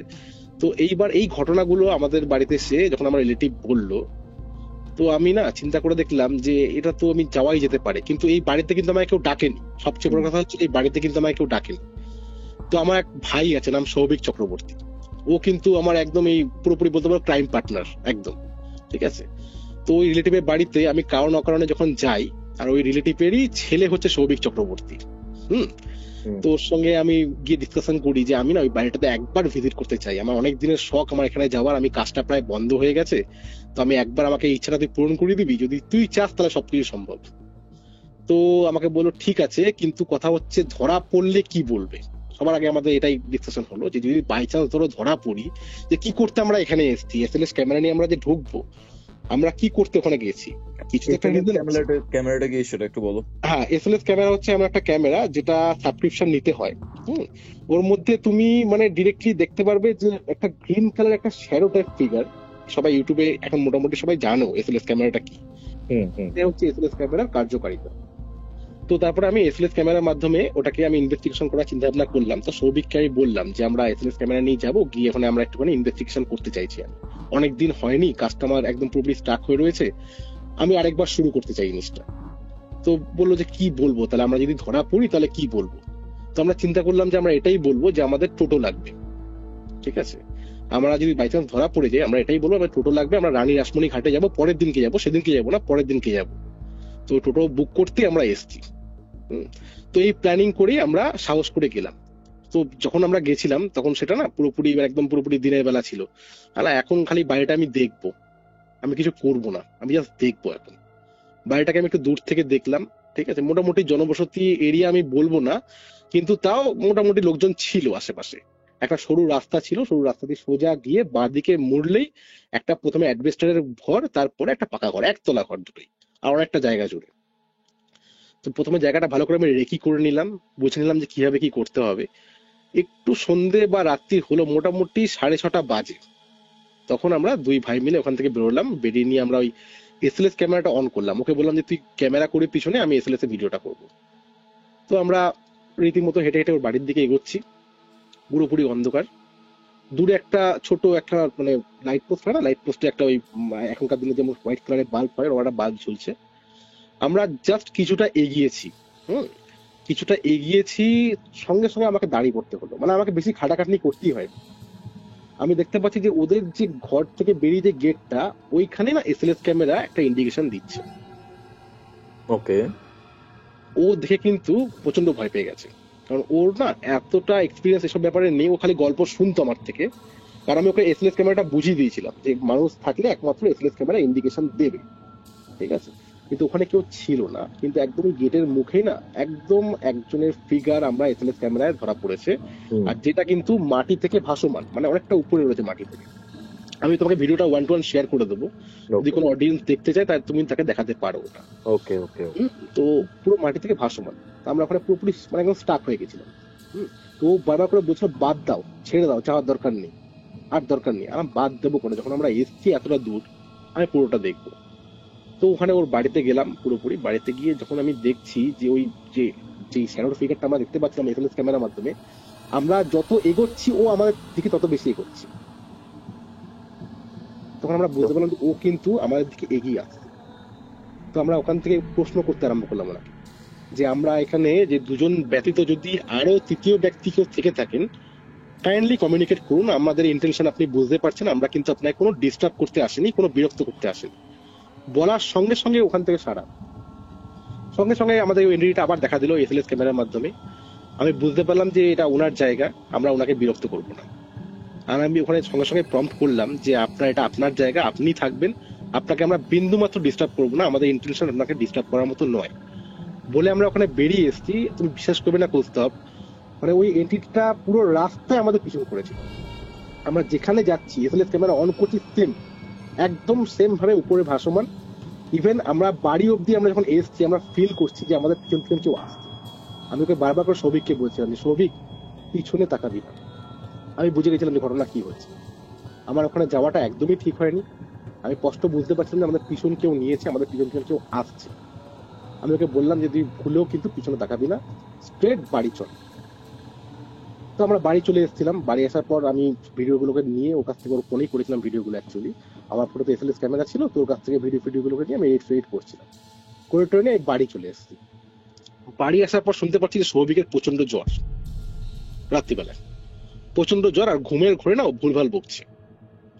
তো ওর মা আমাকে পরের দিনকে ফোন করেছিল যে এরকম কি হলো রে, এরকম ও খুব ভয় পেয়ে গেছে, ও মানে রাত্রিবেলায় বাথরুম করতে গেলে আমাকে সাথে করে নিয়ে যাচ্ছে। আমি বললাম যে আমি এখন কিছু বলবো না, আমি কালকে আবার আসছি তোমাদের বাড়িতে, আমি এসে সৌভিকের সাথে একবার দেখা করতে চাই, তোর শরীর খারাপ, আমি একবার ওর সঙ্গে সামনাসামনি মিট করতে চাই। তো আমি ওর বাড়িতে গেলাম, বাড়ি থেকে ওকে ছাদে নিয়ে আসলাম। ছাদে নিয়ে গিয়ে আমি ওকে জিজ্ঞেস করলাম যে তুই এরকম প্যানিক কেন করছিস, তো বাড়ির লোক তো বুঝে যাবে না জিনিসটা, এরপর থেকে কোনোদিনও আমি তোকে ডাকিও কোনো কিছুর জন্য, তোকে তো ছাড়বে না। বলছে আমি একটা জিনিস ফিল করতে পারছি। আমি কি ফিল করতে পারছিস? বলছে আমি যখন ঘুমাচ্ছি, মানে ও মানে একাই ঘুমাতো অ্যাকচুয়ালি ঘরের মধ্যে, বলছে মশারি টাঙিয়ে ঘুমাচ্ছি, আমি শুয়ে রয়েছি বিছানাতে, আমি ফিল করছি যে আমার ঠিক ওদের খাটটাই বলে দিচ্ছি, মানে ঠিক খাটটা মিডিলে চারপাশে জিনিসপত্র রয়েছে। বলছে মশারির এপার থেকে কেউ যেন জাম্প করে এপারে আসছে, আবার জাম্প করে এপার থেকে ওপারে যাচ্ছে। এটা একটা মহিলা ছিল, ওটা পুরোপুরি বুঝতে পেরেছি। আমি বলছি আমি দেখতে পাচ্ছি পুরোপুরি, যে এরকম নয় যে আমি জ্বরের ঘরে ভুলভাল দেখছি, আমি স্পষ্ট দেখতে পাচ্ছি যে একজন মহিলা আছে যে আমার মশারির এ প্রান্ত থেকে ঝাঁপিয়ে ওই পারে আসছে, আবার এখান থেকে ঝাঁপিয়ে উপর দিকে যাচ্ছে। বলছে আমি তো, ও তো ব্রাহ্মণ, ওদের যে কিছু মন্ত্র থাকে, আমার হয়তো অতটা জানা নেই ওদের মন্ত্রটা। ও ওই টাইমে খাটে বসে চোখ বন্ধ করে মন্ত্র জপ করতে আরম্ভ করেছিল। বলছে আমি মন্ত্র জপ করছি, আমার সারা গা ঘেমে যাচ্ছে, আমি যে কাউকে ডাকবো সেই সাহসটুকু আমার নেই। কিছুক্ষণ করলাম, তারপর দেখলাম সবকিছু ঠিকঠাক হয়ে গেল। বলছি তারপর আরো একটা জিনিস আমি ফিল করেছি, সেটা হচ্ছে আমার মা বাবা তো ঘরে ছিল না, আমি ঘরে পড়ছি, ঘরে একটা ছোট লাইট জ্বলছে, ওই লাইটের আলোতে আমি পড়ছি। ও খাটে বসেছিল আর বাইরের গেটটা খোলা ছিল। বলছে আমি পড়তে পড়তে আমার বাবার কেন মনে হচ্ছে ওই অন্ধকার থেকে কিছু একটা আমাকে দেখছে। আমার মনের ভুল, ও প্রথমে হয়েছিল আমার মনের ভুল। আমি ডেফিনেটলি মনে করছি, মানে সৌভিক হয়ে আমি বলছি যে আমাকে যেভাবে গল্পটা বলেছিল, যে আমি মনে করছি তো আমার পুরোপুরি মনের ভুল। কিছুক্ষণ পরে পড়ছি, আবার মনে হচ্ছে কেউ আমাকে দেখছে, তখন আমি ভাবছি আমার মনের ভুল। তারপর হঠাৎ করে আমি যখন মুখ ফিরে ওই গেটের দিকে তাকিয়েছি, আমি দেখতে পাচ্ছি যে একজন সবুজ শাড়ি পরা একটা মহিলা, মাথায় একটা গোল টিপ, অনেকটা বড় টিপ, ও মানে হন হন করে ওর দিকে তেড়ে এসছে, একেবারে একদম ওই অন্ধকার থেকে তেড়ে এসছে ওর দিকে। মানে আমি তোমাকে বলছি, আমার জাস্ট গায়ের লোম খাড়া হয়ে যাচ্ছে গৌতম। মানে তুমি বিশ্বাস করতে পারবে না যে কিরকম ডেসপারেট সিচুয়েশন ও যেটা ফিল করে, যেটা আমাকে বলছে, যে ওই মহিলা ও দেখতে পাচ্ছে যে ওই অন্ধকার থেকে হন হন করে ওর দিকে এগিয়ে আসছে। মানে ও ওই টাইমে দেখে বলছে আমি পুরোপুরি ব্ল্যাঙ্ক, মানে আমার কিছু করার নেই, আমার পুরোপুরি মনে হচ্ছে এখনই সেন্সলেস হয়ে যাবে আমি পুরোপুরি। ও সঙ্গে সঙ্গে চিৎকার করে ওখান থেকে উঠেছে, উঠে নিয়ে বাইরে বেরিয়ে এসছে, বাইরে বেরিয়ে যে পাশের যে কাকিমা ছিল ওর ঘরে চলে গেছে, গিয়ে ওখানে জল টল খেয়েছে। তারপর থেকে ওর কাছে নাকি প্রচন্ড জ্বর, মানে জ্বর আরো বেড়ে গেছে, যে জ্বরটা ছিল যেটা কমে যাচ্ছিল সেটা আরো বেড়ে গেছে। তো আমি ওকে বললাম যে তুই প্রথমে শান্ত হয়ে যা, আমার মনে হচ্ছে তো কোনো ভুল হচ্ছে, আমি তো বুঝতে পারছি ওর সঙ্গে কি হচ্ছে, কিন্তু ওকে তো আমাকে শান্ত করতে হবে মোমেন্টটা। আমি ওটাকে বললাম, বলছে না আমার দেখো দাদা এতটা ভুল হতে কিন্তু পারে না, কারণ আমি নিজের চোখ দেখছি, আমি এমন না যে আমি ঘুমন্ত অবস্থায় রয়েছি বা আমি কোনো নেশা করে রয়েছি, আমি নিজের স্বচক্ষে যেটা দেখছি সেটা তো আমি বিশ্বাস করতে পারবোই। আমি দেখছি আমার মশারির উপর থেকে জাম্প করে যাচ্ছে, আমার সামনে কেউ এগিয়ে আসছে, তার একটা বিবস্ত্র মূর্তি। আলাম তুই একটা কাজ কর, তুই আমার সাথে চল। আমি ওকে সন্তোষ কুমার মার বাড়িতে নিয়ে গেলাম, নিয়ে যাওয়ার পর ওখানে গিয়ে মাকে গিয়ে সবকিছু বললাম। আমি ওনাকে খুব মানি, কারণ উনি এতটা মানে শক্তিশালী যে উনি তোমাকে মুখ থেকে বলতে হবে না। ডক্টর বিধান চন্দ্র রায়কে যেমন রোগ বলতে হতো না, ওনাকে তেমনি কিছু বলতে হয় না, উনি দেখেই সবকিছু বুঝে যায়। উনি ওনাকে দেখলো, ঝাড়ফুঁক টাড়ফুঁক অনেক কিছু করলো, করার পর বললো তুই না একটা কাজ করবি, তুই শনিবার আর মঙ্গলবার করে না বজরং বালিকে কিনা একটা করে কয়েন দিয়ে আসবি, দেখবি তুই অনেকটা মুক্তি পাবি। আর এই জিনিসগুলো তুই আর ফেস করতে যাস না, যেখানে যেখানে তুই গেছিস তো দাদা যেখানে নিয়ে যায় ওখানে তুই আর যাস না, তুই কিন্তু বিপদে পড়ে যাবি, তোর রাশি হালকা আছে, তুই অনেক কিছু ফেস করতে পারিস না, তুই কিন্তু নিজেকে সাবধান করে নে, আস্তে আস্তে সবকিছু ঠিক হয়ে যাবে। আর যখনই এরকম কিছু দেখবি তুই গায়ত্রী মন্ত্র পড়তে আরম্ভ করবি, দেখবি এই জিনিসটা হবে না। তারপর আস্তে আস্তে দিন গেল, ওর জ্বর আর আসেনি, আর ও সেরকম কিছু আর দেখেও নি সেভাবে আর, মোটামুটি ওর জিনিসটা যেটা আস্তে আস্তে যেটা ছিল সেটা রিকভারি করতে পেরেছে। আমি ভিডিওটা তোমাকে শেয়ার করে দেবো, তুমি একবার ভিডিওটা দেখো, ভিডিওটা ইনিশিয়াল ভিডিও রয়েছে, ঠিক আছে? যদি তোমার র ফুটেজও লাগে তোমাকে র ফুটেজ আমি শেয়ার করতে পারি। আরো এরকম অনেক অনেক জায়গার ঘটনা রয়েছে, সেগুলো তো আমি এই একটা কল রেকর্ডিং এ বলতে পারবো না। যদি নেক্সট টাইম আবার যদি কোনো কখন কল রেকর্ডিং তুমি করো আমার সাথে, তাহলে তোমাকে আমি আরো কোনো কিছু ঘটনা শেয়ার করতে পারবো, যেগুলো যেগুলো আমার এক্সপিরিয়েন্স হয়েছে। যেমন হাসনাবাদে একটা এক্সপিরিয়েন্স হয়েছিল খুব ভালো, ব্যান্ডেলে একটা খুব ভালো এক্সপিরিয়েন্স হয়েছিল, এই উত্তরপাড়ার মতোই একদম, ঠিক আছে? ডেফিনেটলি সূর্য। খুব তোমার ভালো লাগলো তোমার সাথে ঘটনাগুলো এই কল রেকর্ডিং করে, খুবই ভালো লাগলো আমার তোমার সাথে কথা বলে, খুব ভালো লাগলো। তোমার এই ঘটনাটা শুনে আমারও অ্যাকচুয়ালি খুব থ্রিলিং লাগলো। তিনটে ঘটনাই তিন রকমের, হ্যাঁ, কিছু কমন পয়েন্টস এখানে, কানেক্টিং কিছু ডটস ছিল। আশা করছি খুব তাড়াতাড়ি তোমার সাথে দেখা হচ্ছে এবং কথা তো হচ্ছেই। একদমই একদমই, আমিও খুব মানে এক্সাইটেড তোমার সাথে দেখা করার জন্য। নিশ্চয়ই। ঘড়িতে বেলা 3টে। আপনারা শুনছেন কিউরিও ফাইটের ঘোস্টলি কল রেকর্ডিং। আপনাদের আজকের হরর ডোজ। এটাই ছিল আজকের এপিসোড। আজকের এই এপিসোড আপনাদের কেমন লাগলো কমেন্ট করে জানান। ভিডিওটি ভালো লাগলে অবশ্যই লাইক করে শেয়ার করে দিন এবং কিউরিও ফাইট ইউটিউব চ্যানেলে নতুন হলে সাবস্ক্রাইব করে বেল নোটিফিকেশন অন করে রাখুন। তাহলে চলুন দেখা হচ্ছে পরবর্তী একটি এপিসোডে, যেটি আসছে বৃহস্পতিবার দিন দুপুর ঠিক 3টের সময়। ততক্ষণ অবধি কিউরিও ফাইটের এরকম আরও 2টি এপিসোড দেখতে আপনার মোবাইল স্ক্রিনে আসা ডান দিকের অথবা বাদিকের বক্সে ক্লিক করুন।